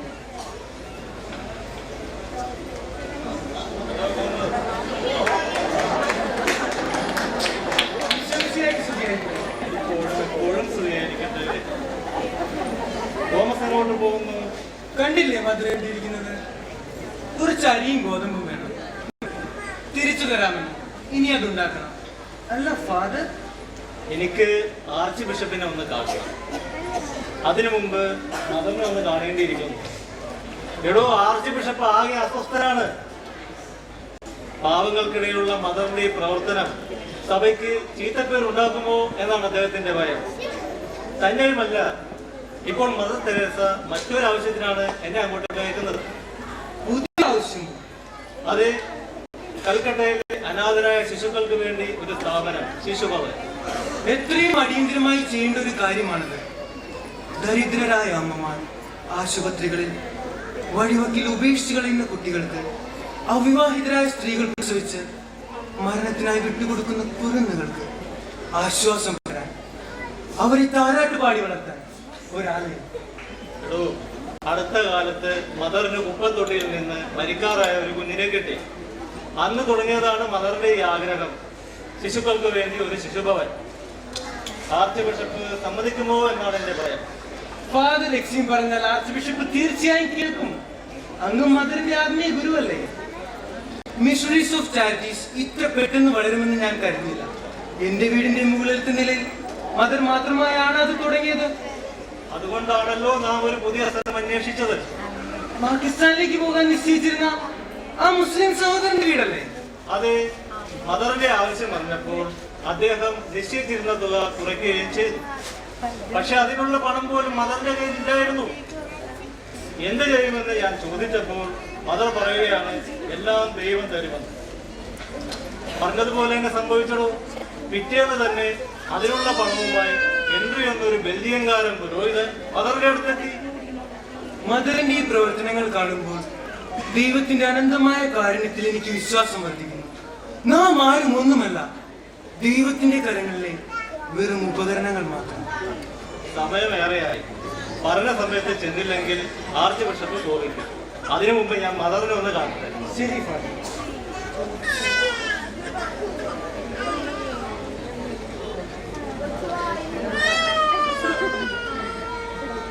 പിന്നെ മനസ്സിലായോ? ഞാൻ കാര്യം അന്ന് മരണാസന്നനായി റെയിൽവേ സ്റ്റേഷനിൽ നിന്നെടുത്ത് സാർ മദറിനെ ഏൽപ്പിച്ച ആ പഴയ കുഷ്ഠരോഗി. എനിക്ക് വിശ്വസിക്കാനാവില്ല. താങ്കൾക്ക് എന്ത് മാറ്റം? എനിക്കും വിശ്വസിക്കാനാവുന്നില്ല. ഏതെങ്കിലും ഒരു തെരുവിൽ ആരോരും അറിയാതെ നിരവധി കുഷ്ഠരോഗികളെ പോലെ ഞാനും മരിക്കുന്നതായിരുന്നു. കാലുവിന്റെ വീട് അന്നെനിക്കൊന്നും ചോദിക്കാനായില്ല. തെലുങ്കാനയിലെ ഒരു ഗ്രാമത്തിൽ ആയിരക്കണക്കിന് ഏക്കറുള്ള ഒരു ജന്മ കുടുംബത്തിലെ 4 ആൺമക്കളിൽ ഒരാൾ. എനിക്ക് 20 വയസ്സുള്ളപ്പോൾ എന്റെ പുറത്ത് ഒരു മുഴ പ്രത്യക്ഷപ്പെട്ടു. ഡോക്ടറെ കാണിച്ചു. കുഷ്ഠമാണെന്ന് ഡോക്ടർ പറഞ്ഞ ആ ശപിക്കപ്പെട്ട നിമിഷം കാലു ആരെയും അറിയിക്കാതെ വിദൂരസ്ഥങ്ങളായ നഗരങ്ങളിൽ, എന്നെ ആരും തിരിച്ചറിയാത്ത സ്ഥലങ്ങളിൽ എവിടെയോ ഇല്ല ചികിത്സ തേടി ഞാൻ അലഞ്ഞു. പക്ഷേ ഒരു ഫലവും ഉണ്ടായില്ല. 2 വർഷത്തിന് ശേഷം ജനിച്ച വീട്ടിൽ തിരിച്ചെത്തിയപ്പോൾ ഞാനൊരു കുഷ്ഠരോഗിയാണെന്ന കാര്യം എന്റെ ബന്ധുക്കൾ മനസ്സിലാക്കി. വിസ്തൃതമായ പുരയിടത്തിന്റെ ആളൊഴിഞ്ഞ കോണിൽ അവരൊരു കുടില് കെട്ടി. ആദ്യ രാത്രി ഒരു ഇരുമ്പ് ചങ്ങലയിൽ ബന്ധിച്ച് അവരെന്നെ ആ കുടിലാക്കി.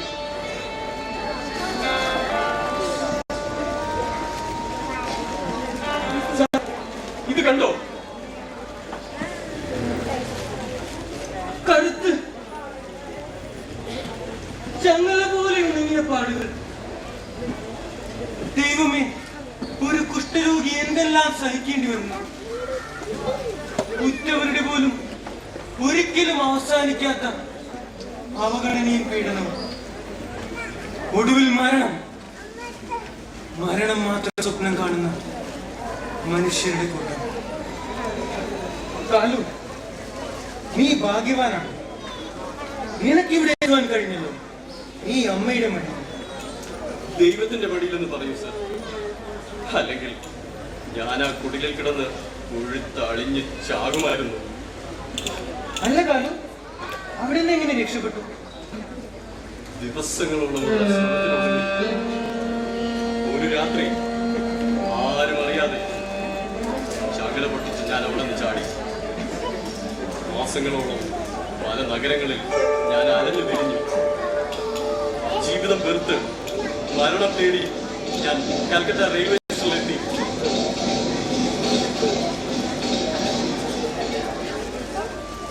അവിടെ നിന്നാണ് അങ്ങനെ കണ്ടെത്തിയത്. പക്ഷേ ദൈവം ആഗ്രഹിച്ചത് മറ്റൊന്നായിരുന്നു. മരിക്കാൻ കിടക്കുന്നവരെ ശുശ്രൂഷിക്കാൻ.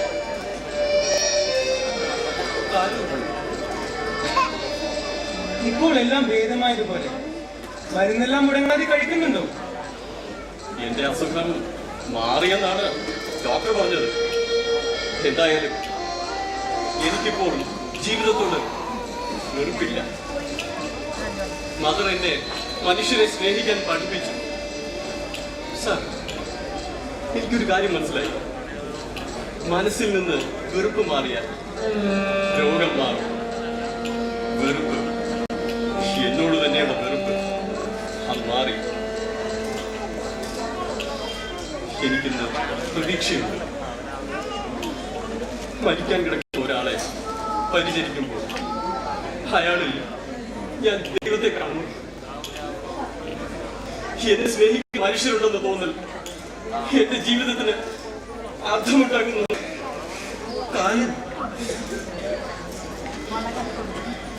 കാലു ഇവിടെ നിൽക്കുകയാണ്. ഞാൻ എവിടെയെല്ലാം അന്വേഷിച്ചു. ഇന്നലെ വന്ന രോഗിക്ക് കാലുവിനെ കാണണമെന്ന്. നിങ്ങൾക്ക് എന്ത് മന്ത്രമാണ് ഉരുവിട്ട് കൊടുക്കുന്നത്?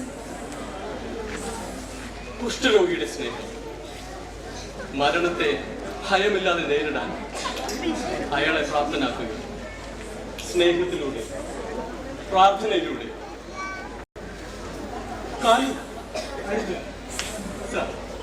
ഞാൻ പോട്ടെ. നിങ്ങളുടെ സിസ്റ്റർ പുതിയ ജീവിതം വളരെ നന്നായിരിക്കുന്നു. എനിക്ക് ഒത്തിരി സന്തോഷം തരും.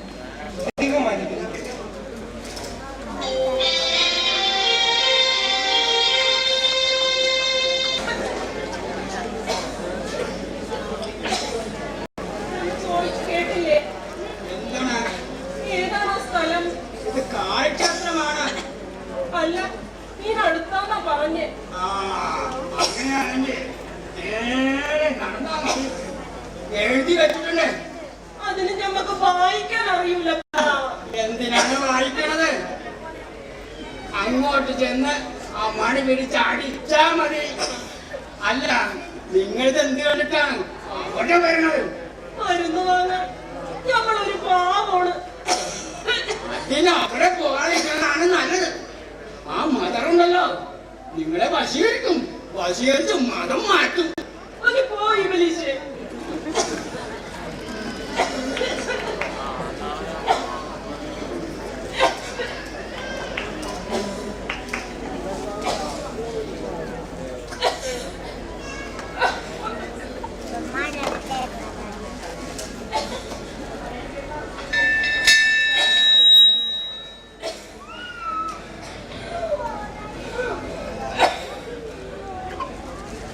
എന്താണ് വേണ്ടത്?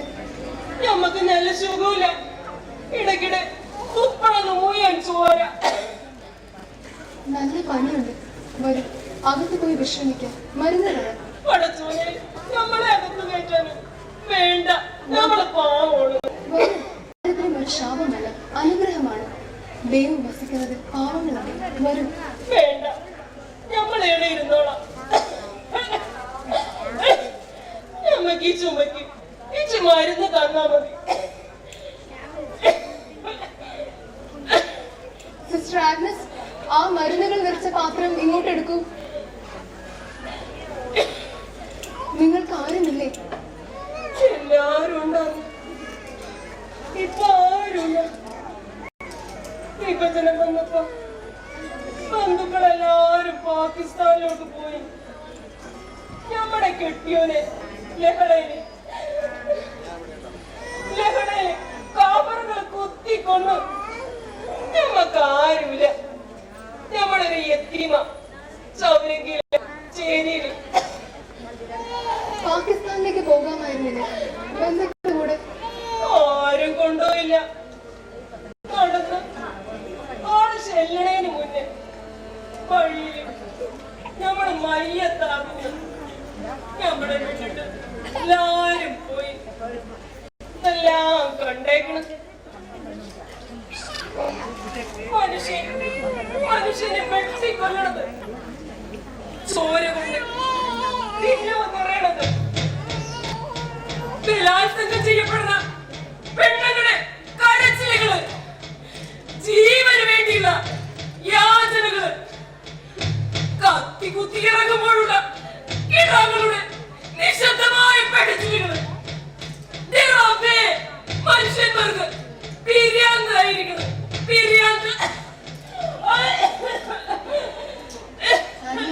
ഇവർക്ക് നല്ല പനിയുണ്ട്. TV ഉണ്ടെന്ന് തോന്നുന്നു.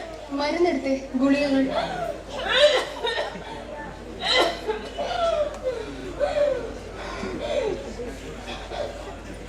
ഇവരെ ആശുപത്രിയിൽ അഡ്മിറ്റ് ചെയ്താലോ? ഏതായാലും ഇന്ന് ഈ മരുന്ന് കഴിക്കട്ടെ. നാളെ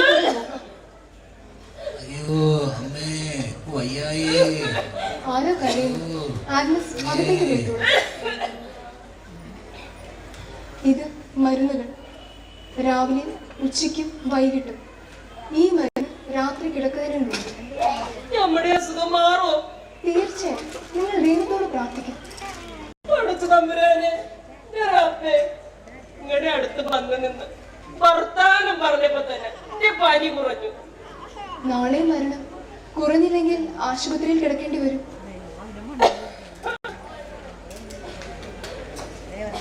നിൽക്ക്, ഇത് ആഹാരത്തിന് എന്തെങ്കിലും വാങ്ങിക്കഴിക്കും. നിങ്ങൾക്ക് നല്ല വിളർച്ചയുണ്ട്.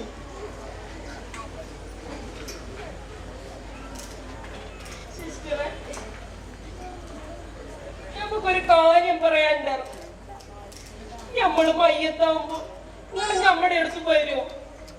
നമ്മക്ക് ആരുമില്ല, തനിച്ചു മരിക്കുന്നു. നമ്മക്ക് പേടിയാ. സമാധാനമായി പോകുമ്പോൾ ഒന്നും സംഭവിക്കില്ല.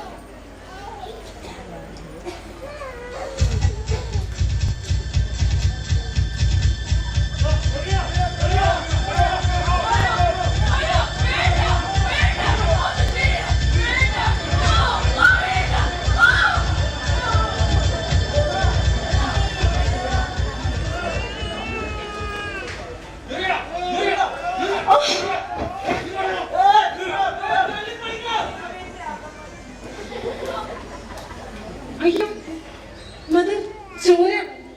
സാരമില്ല,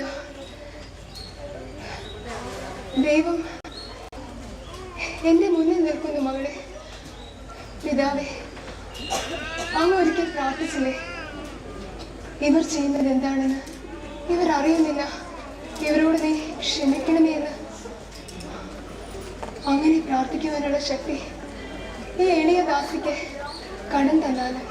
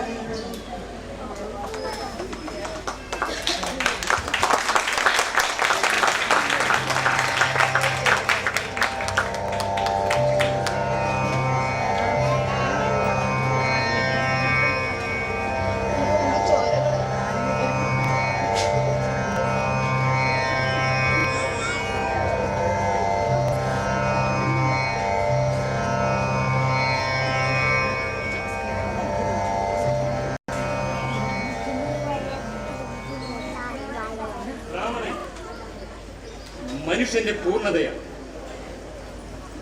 മനുഷ്യവർഗത്തിന്റെ ഏറ്റവും പൂർണ്ണമായ പ്രതീകമാണ്. ചുരുക്കത്തിൽ മനുഷ്യന്റെ നിർവചനം തന്നെയാണ്. അതുകൊണ്ടാണല്ലോ അടിസ്ഥാനജാതികൾ നാലെന്ന് തരംതിരിച്ചിരിക്കുന്നത്. അതെ, ബ്രഹ്മാവിന്റെ ശിരസിൽ നിന്നും ബ്രാഹ്മണനും, കൈകളിൽ നിന്ന് ക്ഷത്രിയനും, തുടയിൽ നിന്ന് വൈശ്യനും, പാദത്തിൽ നിന്ന് ശൂദ്രനും പൊട്ടിമുളച്ചു. ഇതൊന്നും മനസ്സിലാക്കാതെയാണ് ആ വിദേശിയുടെ ആ സ്ഥാപനം ആരംഭിച്ചിരിക്കുന്നത്. വിദേശികളെല്ലാം നമ്മളിവിടുന്ന് കെട്ടിച്ചതല്ലേ, എന്നിട്ട് എന്താണ് ഇവരെ ഇവിടുന്ന് തട്ടാത്തത്? അല്ല, നമ്മുടെ പെണ്ണുങ്ങളെ പോലെ സാറേയും ചുറ്റി ഒഴുകി ഈ കളി കളിക്കണത് ആരെ പറ്റിക്കാനാണ്? വിഡ്ഢികളെ മാത്രമല്ല, പണ്ഡിതരെയും ആഗ്രഹങ്ങൾക്കും വികാരങ്ങൾക്കും അടിമയാക്കത്തക്ക വിധം മാറ്റിയെടുക്കാനുള്ള കഴിവ് സ്ത്രീക്കുണ്ട്. അവർ വിനാശകാരിയാണ്, അവരെ സൂക്ഷിക്കുക. ഇവരുടെ ശല്യം ഇന്നത്തോടെ അവസാനിക്കും. നാം പോലീസ് കമ്മീഷണർക്ക് പറ്റി പരാതി കൊടുത്ത കാര്യം ഇവരുടെ ശ്രദ്ധയിൽപ്പെട്ടെന്ന് തോന്നുന്നു. അതെങ്ങനെ പെടാനാണ്? ഇവിടെ ഒരു പ്രയോഗം നടത്തി നാമാണ് പരാതി കൊടുത്തത്. അതെ, കൽക്കട്ടയിലെ പ്രസിദ്ധനായ വക്കീലാണ് കുൽക്കർണി. അദ്ദേഹമാണ് പരാതി ഇറക്കിയിട്ടുള്ളത്. അത് അവരാണ് തോന്നുന്നു. അതെ, അതൊക്കെ പോലീസാർ തന്നെ ഇങ്ങോട്ട് തന്നെ വരിക.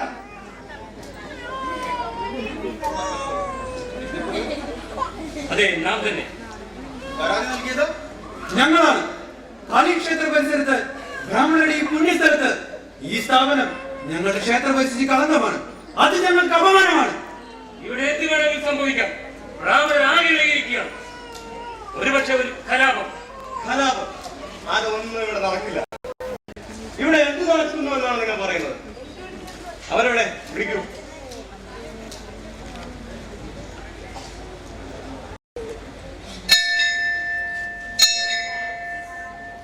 മരിക്കാറായ ഹിന്ദുക്കളെ കൊണ്ടുവന്ന് ഇവിടെ വെച്ച കന്യാസ്ത്രീ മതപരിവർത്തനം നടത്തുന്നു.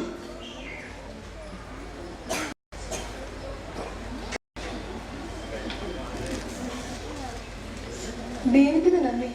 ഇപ്പോഴെങ്കിലും ഈ സ്ഥലം സന്ദർശിക്കാൻ വന്നതിൽ വളരെ സന്തോഷമുണ്ട്. ഞാൻ വന്നത് അതിനല്ല. ഞാൻ കളക്ടറുടെ നിർദ്ദേശമനുസരിച്ച് വന്നതാണ്. നിങ്ങൾക്കും ഈ സ്ഥാപനത്തിനെതിരെ ഒരു പരാതി ലഭിച്ചിട്ടുണ്ട്. നിങ്ങളിവിടെ എന്താണ് നടത്തുന്നത്?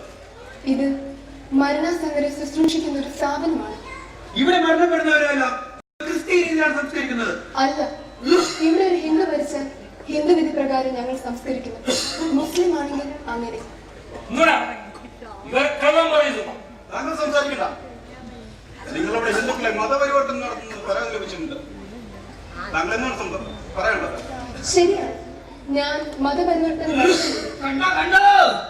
ഹിന്ദുവിനെ നല്ലൊരു ഹിന്ദുവായി, ക്രിസ്ത്യാനി നല്ലൊരു ക്രിസ്ത്യാനിയായി, മുസ്ലിമിനെ നല്ലൊരു മുസ്ലിം ആക്കുന്നു. ജൈനനെ ബുദ്ധമത വിശ്വാസികളെ കൂടുതൽ നല്ല വിശ്വാസികളായി മാറ്റാനുള്ള ഒരു എളിയ ശ്രമം ഇവിടെ നടത്തുന്നുണ്ട്. ഞാൻ ഓരോരുത്തരെയും ദൈവത്തെ കണ്ടെത്താൻ സഹായിക്കുന്നു. എനിക്ക് വിശ്വാസമാവുന്നില്ല. അകത്തേക്ക് വരും. അവിടെ മരിക്കാറായ ഹിന്ദുക്കളും ക്രിസ്ത്യാനികളും മുസ്ലിങ്ങളുമുണ്ട്. അവരെ ഞങ്ങൾ എങ്ങനെ സഹായിക്കുന്നു എന്ന് നേരിൽ കണ്ടിട്ട് അങ്ങ് എന്ത് വിധി വേണമെങ്കിലും നടപ്പാക്കിക്കൊള്ളും. പക്ഷെ ആരോപണങ്ങൾ തെളിഞ്ഞാൽ ഞങ്ങൾക്ക് സ്ഥാപനം പൂട്ടേണ്ടി വരും. എനിക്കേറെ ആഗ്രഹങ്ങളൊന്നുമില്ല. തെരുവിൽ അഴുകി വീഴുന്ന കുഷ്ഠരോഗിക്ക് ശാന്തമായ ഒരു മരണം നൽകാൻ കഴിഞ്ഞാൽ ഞാൻ ധന്യയായി. അകത്തേക്ക് വരും.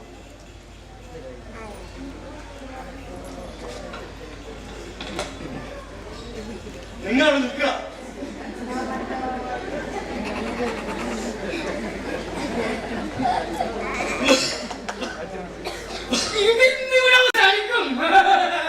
ബ്രാഹ്മണരെ അങ്ങനെ പറ്റിക്കാമെന്ന് അവർ വിചാരിക്കണ്ട. ഈ മിഷണറിമാരെ വിശ്വസിക്കാൻ വയ്യ. ബ്രിട്ടീഷുകാർ കുറെ നാൾ കൂടി ഇന്ത്യ ഭരിച്ചിരുന്നെങ്കിൽ ഇന്ത്യ മുഴുവൻ അവർ മതപരിവർത്തനം നടത്തുമായിരുന്നു.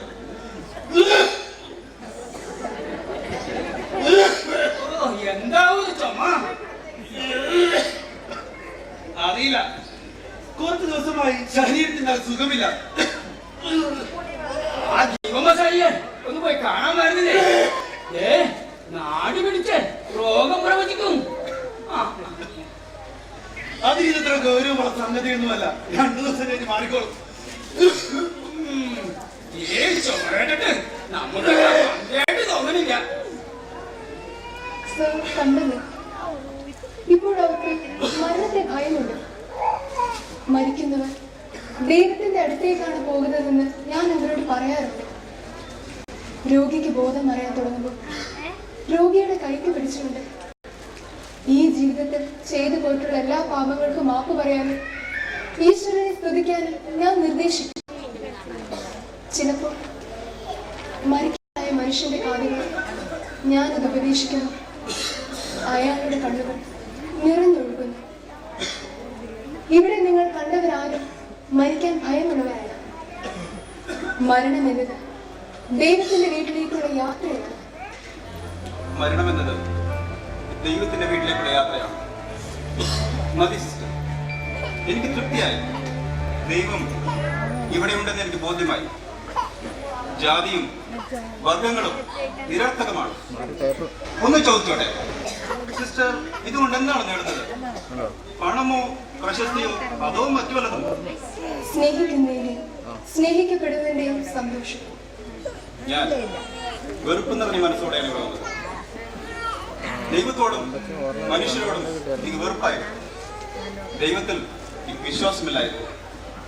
രോഗികളെ മദർ സിസ്റ്റേഴ്സ് ശുശ്രൂഷിക്കുന്നത് കണ്ടപ്പോൾ അഴുക്ക് പുരണ്ട ശരീരം കണ്ണു വൃത്തിയാക്കി അവരെ കുളിപ്പിക്കുന്നത് കണ്ടപ്പോൾ എനിക്ക് ബോധ്യമായി ദൈവം ഇവിടെ ജീവിച്ചിരിക്കണം. നിങ്ങളെന്തെങ്കിലും രോഗി ശുശ്രൂഷയുണ്ടോ? ഇല്ല, അത് ഞങ്ങളുടെ കർമ്മമല്ല, ഞങ്ങൾ പൂജാരികളാണ്. ചീഞ്ഞ വ്രണങ്ങളുള്ള രോഗിയുടെ ശരീരത്തിൽ നിന്ന് പുഴുക്കളെ അകർത്തി മാറ്റി അവിടെ മരുന്ന് വെച്ച് കിട്ടി അവർക്ക് സന്തോഷം മാറുന്നുണ്ടോ? ഞങ്ങൾക്ക് അതിന്റെ ആവശ്യമില്ല. ദേവീ സ്തോത്രങ്ങൾ ഉരുവിട്ട് പൂജാപുഷ്പങ്ങൾ അർപ്പിക്കുന്ന ഈ കൈകളുടെ പുഴുക്കളെടുക്കാനോ ദേശം? എന്നാൽ ഇവിടെ ഇവർ അത് ചെയ്യുന്നു. അവരെ അത് അനുവദിക്കുക, അല്ലാതെ മഹാപുരോഹിതന്റെ മുഖത്ത് നോക്കിയിട്ട് ചോദിക്കുക, നിങ്ങൾക്ക് എന്ത് ധൈര്യം വന്നു? നിങ്ങൾ ശോഭിക്കണ്ട. നിങ്ങളുടെ സഹോദരിമാർക്കോ നിങ്ങളുടെ ഭാര്യമാർക്കോ ഇവർ ചെയ്യുന്നത് പോലെ ചെയ്യാൻ സാധിക്കൂ? സ്ത്രീ അമ്മയാണ്, ദേവയാണ്, ദേവതയാണ്. നമ്മുടെ സംസ്കാരത്തിൽ അവർ ആദരണീയാണ്. ബാല്യത്തിൽ പിതാവിനെയും യൗവനത്തിൽ ഭർത്താവിനെയും വാർദ്ധക്യത്തിൽ പുത്രനുമായി അനുസരിച്ച് വേണം അവർ ജീവിതം നയിക്കാൻ. ഇവിടെ ഇവർ മതപരിവർത്തനം നടത്തുന്നില്ല. പക്ഷേ ഭാവിയിൽ എനിക്കും നിങ്ങൾക്കും ഈ താവളം വേണ്ടി വന്നേക്കാം. ഓർമ്മിച്ചോ സിസ്റ്റർ? ബുദ്ധിമുട്ടിച്ച് ക്ഷമിക്കണം. വീണ്ടും കാണാം.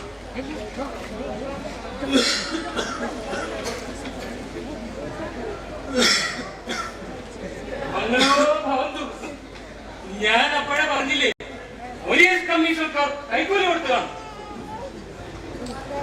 അതാണ് നമ്മൾ അങ്ങോട്ട് ചെല്ലാനാണ് അവർ പറഞ്ഞത്.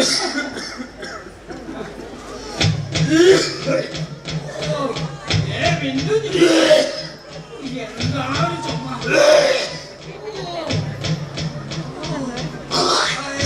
ചോര ചോര.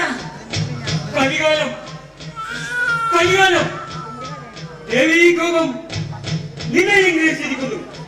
വേഗം പരിഹാരിക്കുകയും ചെയ്യും, അല്ലെങ്കിൽ ഈ നാട് മുടിയും. അമ്മേ ദേവി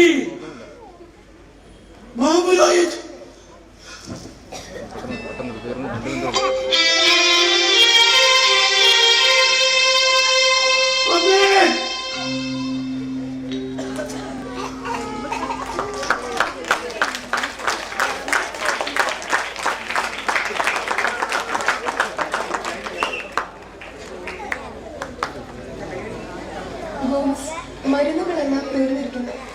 നാളെ നമുക്ക് മെഡിക്കൽ ഷോപ്പുകളിൽ പോകണം. കാരുണ്യമുള്ള ചിലരെങ്കിലും ഉണ്ട്, അവർ സൗജന്യമായി മരുന്ന് തരും. എനിക്ക് മടുത്തു. എത്ര തവണയായി ഇരക്കൽ. ചിലരെയൊക്കെ വർത്തമാനം കിട്ടും. ഇതിൽ ലജ്ജിക്കാനൊന്നുമില്ല, പാവങ്ങൾക്ക് വേണ്ടിയല്ലേ. എന്നാലും കഴിഞ്ഞ തവണ കൽക്കട്ടയിൽ വെച്ചൊരു മെഡിക്കൽ ഷോപ്പുകാരൻ നമ്മെ അപമാനിച്ചുകൊണ്ട് പറഞ്ഞ വാക്കുകൾ നാണക്കേടെ. മടുത്തു. ഞാൻ അയാൾക്ക് അപ്പോഴേ മാപ്പ് കൊടുത്തു. ഗോമസ്, ക്ഷമിക്കാൻ കഴിയുമ്പോഴാണ് നാം മഹത്വമുള്ള മനുഷ്യരാകുക. എന്നെ എപ്പോഴും തോൽപ്പിക്കുന്നു.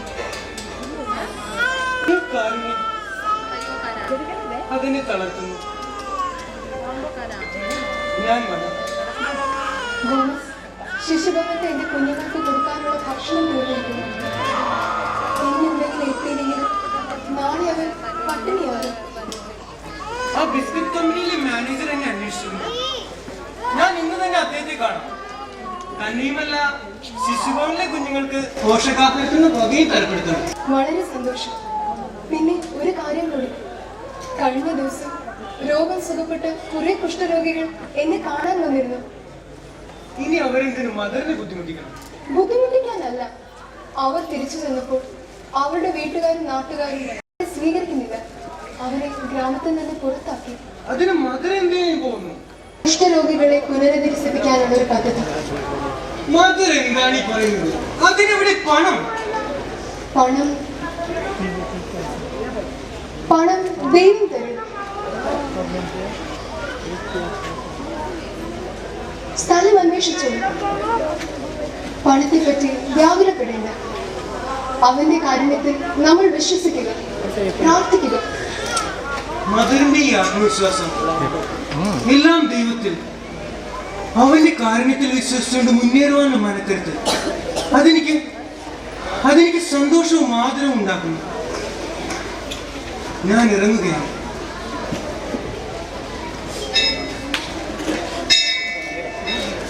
ദൈവത്തിന് നന്ദി. ഫാദറിനെ കണ്ടിട്ട് കുറെ ദിവസങ്ങളായിരിക്കുന്നു. ഞാൻ മദർ ഏൽപ്പിച്ച കാര്യത്തിനായി ആർച്ച് ബിഷപ്പിനെ കണ്ടിരുന്നു. മിഷണറീസ് ഓഫ് ചാരിറ്റി ബ്രദേഴ്സ് എന്നൊരു സഭയുടെ കാര്യം പറഞ്ഞിട്ടുണ്ട്. എന്നിട്ട് ആർച്ച് ബിഷപ്പ് സമ്മതിച്ചു എന്ന് മാത്രമല്ല, അതിന്റെ ഭരണഘടന കൂടെ അംഗീകരിച്ചു. എങ്കിൽ ഇനി അതിന്റെ പ്രവർത്തനങ്ങൾ തുടരാം. പ്രവർത്തനം എത്രയും വേഗം തുടങ്ങണമെന്നാണ് ആർച്ച് ബിഷപ്പ് ആവശ്യപ്പെട്ടിരിക്കുന്നത്. തന്നെയുമല്ല, അതിന്റെ ആദ്യത്തെ അംഗമായി ഒരാൾ ചേർന്ന് കഴിഞ്ഞു. ആരാണ്? മദർ അറിയുമോ എന്നറിയില്ല, പക്ഷെ മദറിനെ അറിയില്ല. അസാരി ബാഗിൽ മിഷണറിയായി എത്തിയ ഓസ്ട്രിയക്കാരനായ ഒരു പുരോഹിതൻ, ഈശോ സഭക്കാരനായ ഫാദർ റേവൻ ട്രാവൽസ്. അദ്ദേഹം തന്നെ. മദറിന്റെ ഓർമ്മശക്തി അപാരം തന്നെ. ഒരിക്കൽ കണ്ടിട്ടുണ്ട്. നിർമ്മൽ ഹൃദയം വന്നിരുന്നു. മരിക്കാനായ വൃദ്ധയായ ഒരു സ്ത്രീയുടെ അടുത്തിരുന്ന് 2 ദിവസം അദ്ദേഹം രാപ്പകൽ ശുശ്രൂഷിച്ചു. പ്രവർത്തനം ഉടനെ തുടങ്ങാൻ ആവശ്യപ്പെട്ടിരിക്കുന്നത്. ഇനി മദറിനെ തീരുമാനിക്കാം അവരുടെ പ്രവർത്തനം എവിടെ തുടങ്ങണമെന്ന്. വീടില്ലാത്ത വികലാംഗരായ കുട്ടികൾക്ക് വേണ്ടി ഹൗറയിൽ ഒരു കേന്ദ്രം തുറക്കാം. നല്ല കാര്യം. ആ കേന്ദ്രത്തിന് ഒരു പേര് വേണ്ടേ? പേര് ദൈവം തരും.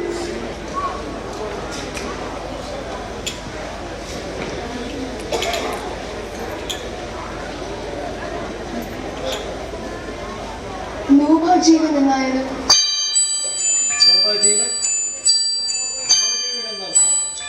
വളരെ നല്ല പേര്.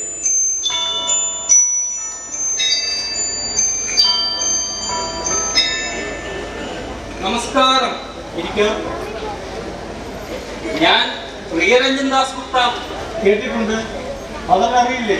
ഇദ്ദേഹം കൽക്കത്തയിലെ ഏറ്റവും വലിയ ധനികരിൽ ഒരാളാണ്. കാണാൻ കഴിഞ്ഞതിൽ സന്തോഷം. ഇദ്ദേഹത്തിനില്ലാത്ത ബിസിനസ്സുകൾ കുറവാണ്.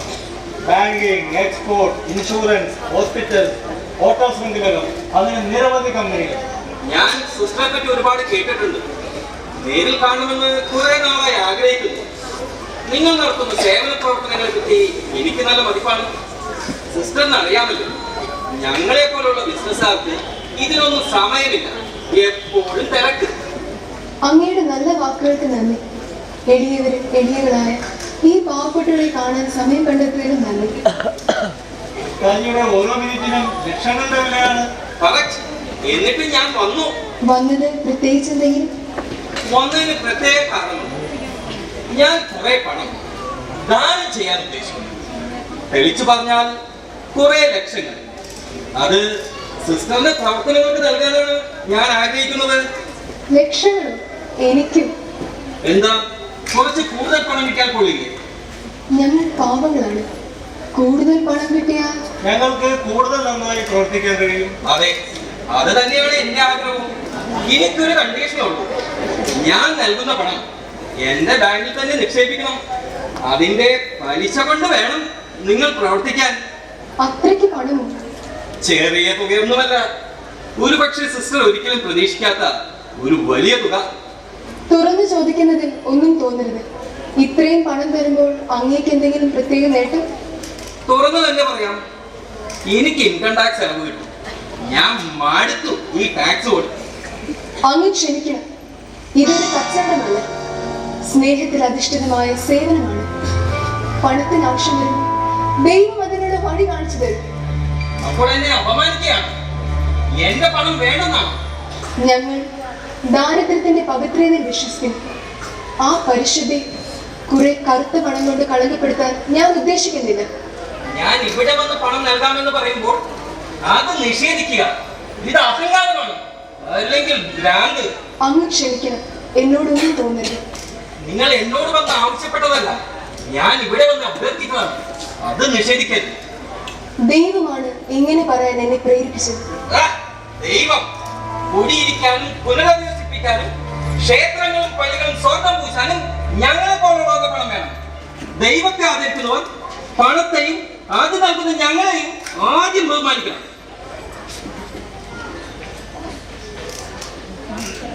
നല്ലൊരു അവസരമാണ് മതം തട്ടിക്കളഞ്ഞത്.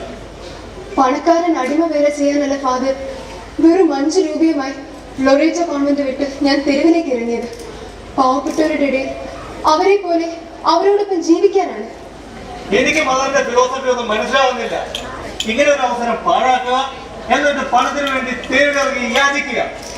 ഫാദറും എന്നോട് പെണ്ണു.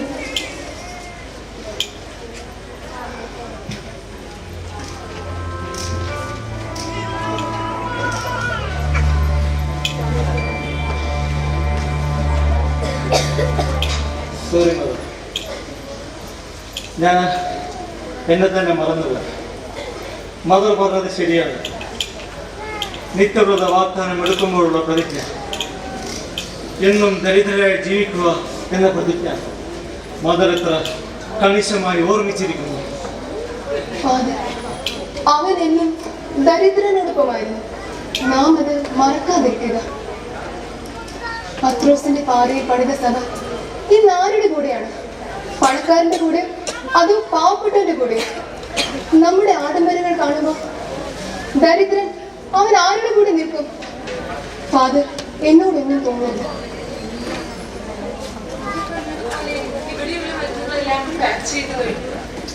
നേരെ വേറെയായി. ഞാൻ പോയിട്ട് നാളെ വരാം. മിഷണറീസ് ഓഫ് ചാരിറ്റി ബ്രദേഴ്സിന്റെ പ്രവർത്തനം നമുക്ക് നാളെ തന്നെ ആരംഭിക്കാം. എങ്കിൽ എത്രയും വേഗം നിർമ്മൽ ഹൃദയം പോകണം. സിസ്റ്റർ നിർമ്മലയെ കൂട്ടിക്കോളും. ആഹാരം എടുത്തിട്ടില്ലേ? കുറച്ചേ ഉള്ളൂ, അരി തീർന്നിരിക്കുന്നു. കുറച്ചേ ഉള്ളുവെങ്കിൽ അതെല്ലാവരുമായി പങ്കുവെക്കുക. അരി നാളെ വാങ്ങാം. പങ്കുവെക്കേണ്ട സ്നേഹം വലുതാണ്. മദർ പറഞ്ഞത് ശരിയാണ്. ഓർക്കുന്നുണ്ടോ, 6 അംഗമുള്ള ഒരു കുടുംബം 2 ദിവസമായി പട്ടിണിയിലാണെന്ന് മദർ പറഞ്ഞ് ഞാൻ അവർക്ക് കുറച്ച് ഭക്ഷണം കൊണ്ടുപോയി. ആ കുടുംബം അതിൽ പകുതി മാറ്റിവെച്ചു. എന്താണ് അങ്ങനെ ചെയ്തതെന്ന് ഞാൻ അവരോട് ചോദിച്ചു.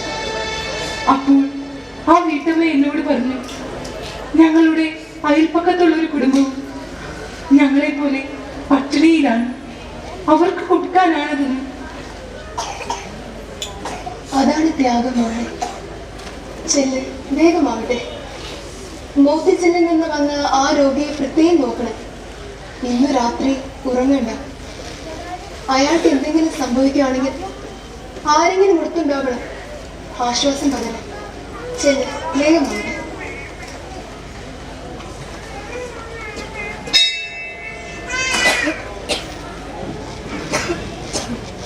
വരും വരും, ഇരിക്കും. ഞാനൊരു പിച്ചക്കാരനാണ്. എന്താണ് മകനെ? ഞാൻ അമ്മയെ പറ്റി ഒരുപാട് കേട്ടിട്ടുണ്ട്. ആദ്യമായിട്ട് കാണുന്നു. മകന് വേണ്ടി ഞാൻ എന്ത് സഹായമാണ് ചെയ്യേണ്ടത്? ഞാൻ പിച്ചെടുക്കായിരുന്നു. പാവപ്പെട്ടവർക്ക് വേണ്ടി പ്രവർത്തിക്കണം അമ്മയ്ക്ക് ഒരെളിയ കാണിക്കാൻ നൽകണം. പകലന്തിയോളം യാചിച്ചിട്ട് എനിക്കിതേ കിട്ടിയുള്ളൂ. ഇത് സ്വീകരിക്കൂ.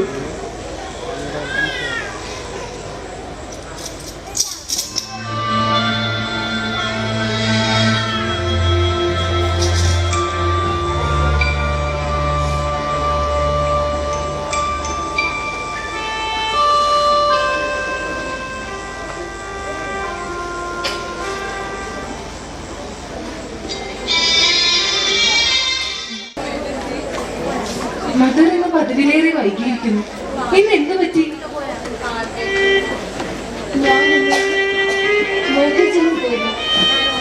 ചേരി പ്രദേശത്ത് തോമസിന്റെ മകൻ മേവളുമിട്ട്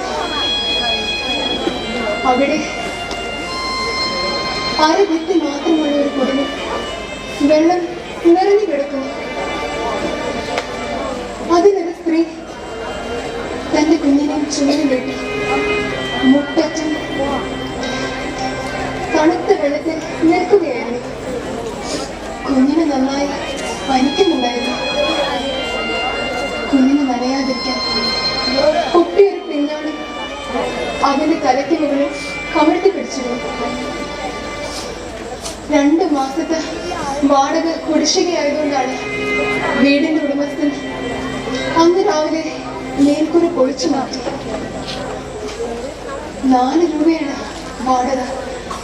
8 രൂപയ്ക്ക് വേണ്ടിയാണ് അയാൾ ആ ക്രൂരകൃത്യം ചെയ്തത്.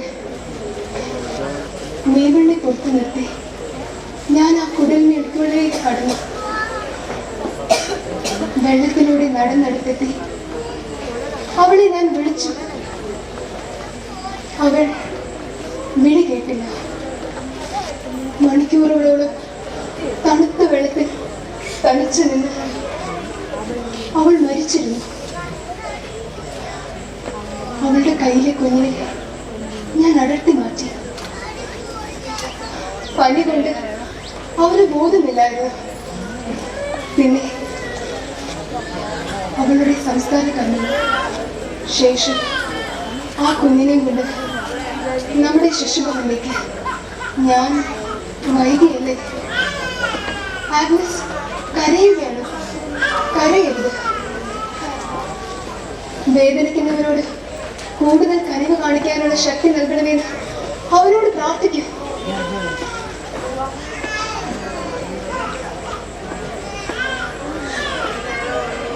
കുട്ടി, ഇതൊന്ന് വായിക്കും.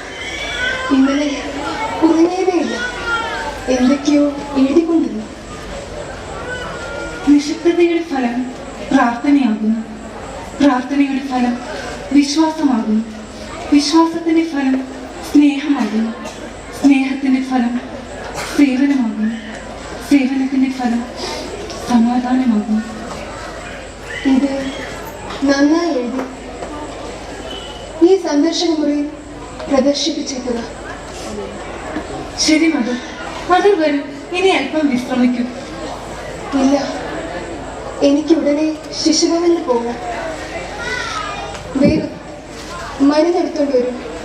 അയ്യോ മധുർ, എന്ത് പറ്റി? സാരമില്ല. പറ്റില്ല, വേഗം ഹോസ്പിറ്റലിൽ പോകാം. ശിശുഭവനിൽ മരുന്നെത്തിക്കാൻ വേറെ ആരെങ്കിലും ഏർപ്പാടാക്കാം. വേണ്ട, അവിടെ ഞാൻ തന്നെ പോകാം. അവരെന്നെ പ്രതീക്ഷിക്കുന്നതായിരുന്നു. ചെല്ല്, മരുന്നെടുത്തോണ്ട് വരൂ. പിന്നെ ഒരു കാര്യം കൂടി, ഞാൻ പോയി വരുന്നത് വരെ എനിക്ക് സുഖമില്ലാത്ത കാര്യം നീ ആരോടും പറയരുത്. തിരിച്ചു വന്നിട്ട് ഏതെങ്കിലും ഡോക്ടറെ കാണാം. ശിശുഭവനിൽ ഒരു കുട്ടി മരിക്കാറായി കിടക്കുന്നു. അവന് മരുന്നെത്തിക്കണം. വിദേശത്തു നിന്ന് കൊണ്ടുവന്ന ആ മരുന്നിന്റെ കിറ്റെടുക്കും. ദൈവം സഹായിച്ച ആ കുട്ടി രക്ഷപ്പെടും. ചെല്ല്.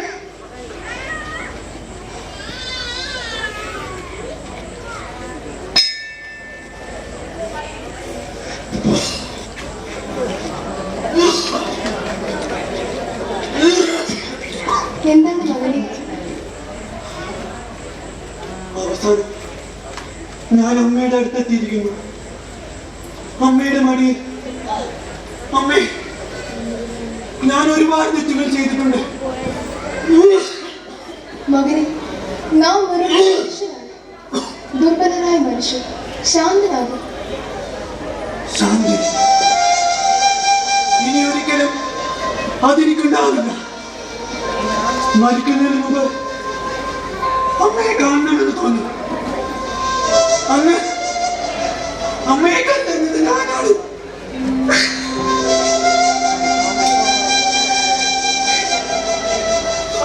അമ്മയുടെ അടുത്തുനിന്ന് ആ പാപ സ്ത്രീയെ കൊന്നത് ഞാനാണ്.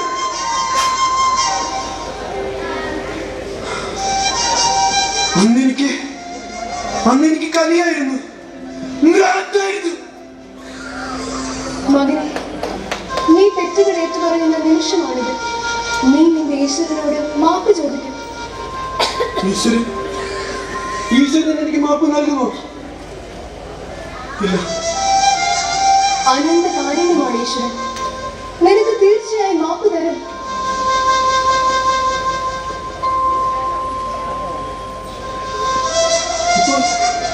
ഇപ്പോൾ എനിക്ക് ശാന്തത തോന്നുന്നു. ശാന്തമായി മരിക്കാൻ അവസാനം എനിക്ക് ഇവിടെ വരേണ്ടി വന്നു. അമ്മേ,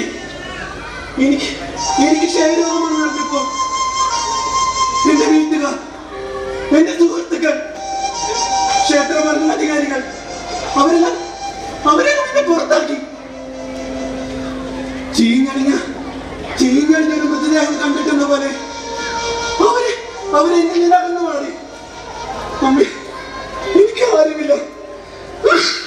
മകനെ, നിനക്ക് ഞാനുണ്ട്, നിനക്ക് ദൈവമുണ്ട്, നിനക്ക് എല്ലാവരോടും പകയാണല്ലേ? അതെ, പക എല്ലാവരോടും, എന്നോട് പോലും. ആദ്യം നീ എല്ലാവരോടും ക്ഷമിക്കുക, എല്ലാവരോടും. അവസാനം നിന്നോട് തന്നെ ക്ഷമിക്കുക.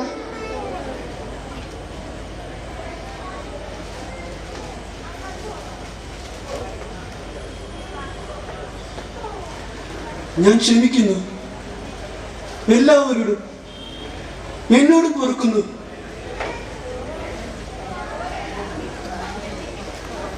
എന്തൊരു ശാന്തി, സമാധാനം.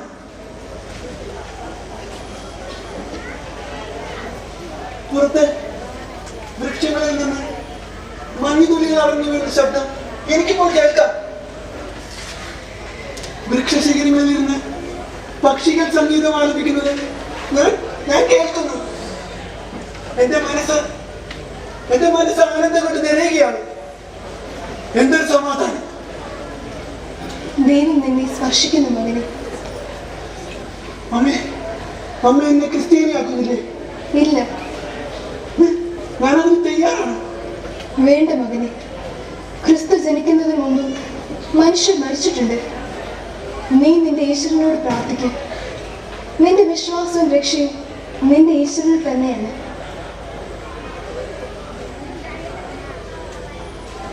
എന്തൊരു പ്രകാശം, ഈശ്വരന്റെ പ്രകാശം എന്നെ പൊതിയുന്നത് പോലെ. എന്തൊരു സമാധാനമാണ് എന്റെ മനസ്സിലിപ്പോൾ. അമ്മേ, നന്ദി, നന്ദി.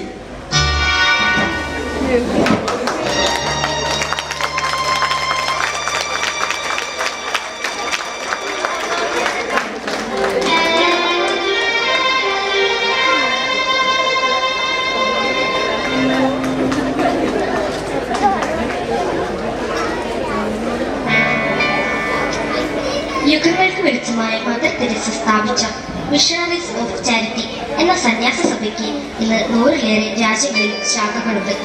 കുഷ്ഠരോഗികളെയും മുടന്തരെയും നാം ചുംബിക്കുമ്പോൾ അവരെല്ലാം ക്രിസ്തുവായി മാറുന്നു എന്ന് പറഞ്ഞ മദറിന് മുമ്പിൽ കൂപ്പാത്ത കരങ്ങളും നമസ്കരിക്കാത്ത മനസ്സുകളും കുറവാണ്. മദർ തെരേസ പറഞ്ഞു, അനേകം ആളുകൾ എന്നെ ആദരിക്കുന്നു എന്ന് എനിക്കറിയാം. പക്ഷേ ഈ ആദരവ് വ്യക്തിപരമായി എനിക്കുള്ളതല്ല. ക്രിസ്തുവിന്റെ വഴി ഞാൻ തിരഞ്ഞെടുത്തത് കൊണ്ട് മാത്രം എനിക്ക് ലഭിക്കുന്ന ആദരവാണ്. യേശുവിനെ ചുമക്കുന്ന കഴുതയുടെ അനുഭവമേ എനിക്കുള്ളൂ. രോഗികൾക്കും അനാഥർക്കും പീഡിതർക്കും വേണ്ടി അവസാന ശ്വാസം വരെ അധ്വാനിക്കുക എന്നത് മാത്രമാണ് എന്റെ ജീവിത സംതൃപ്തി. മനുഷ്യ ദുഃഖത്തിന്റെ യാതനയുടെ തീരങ്ങളിൽ നീലക്കരയുള്ള വെള്ളസാരിയുടുത്ത ആ രൂപം മാത്രമായിരുന്നു പ്രത്യാശ പരത്തിയിരുന്നത്.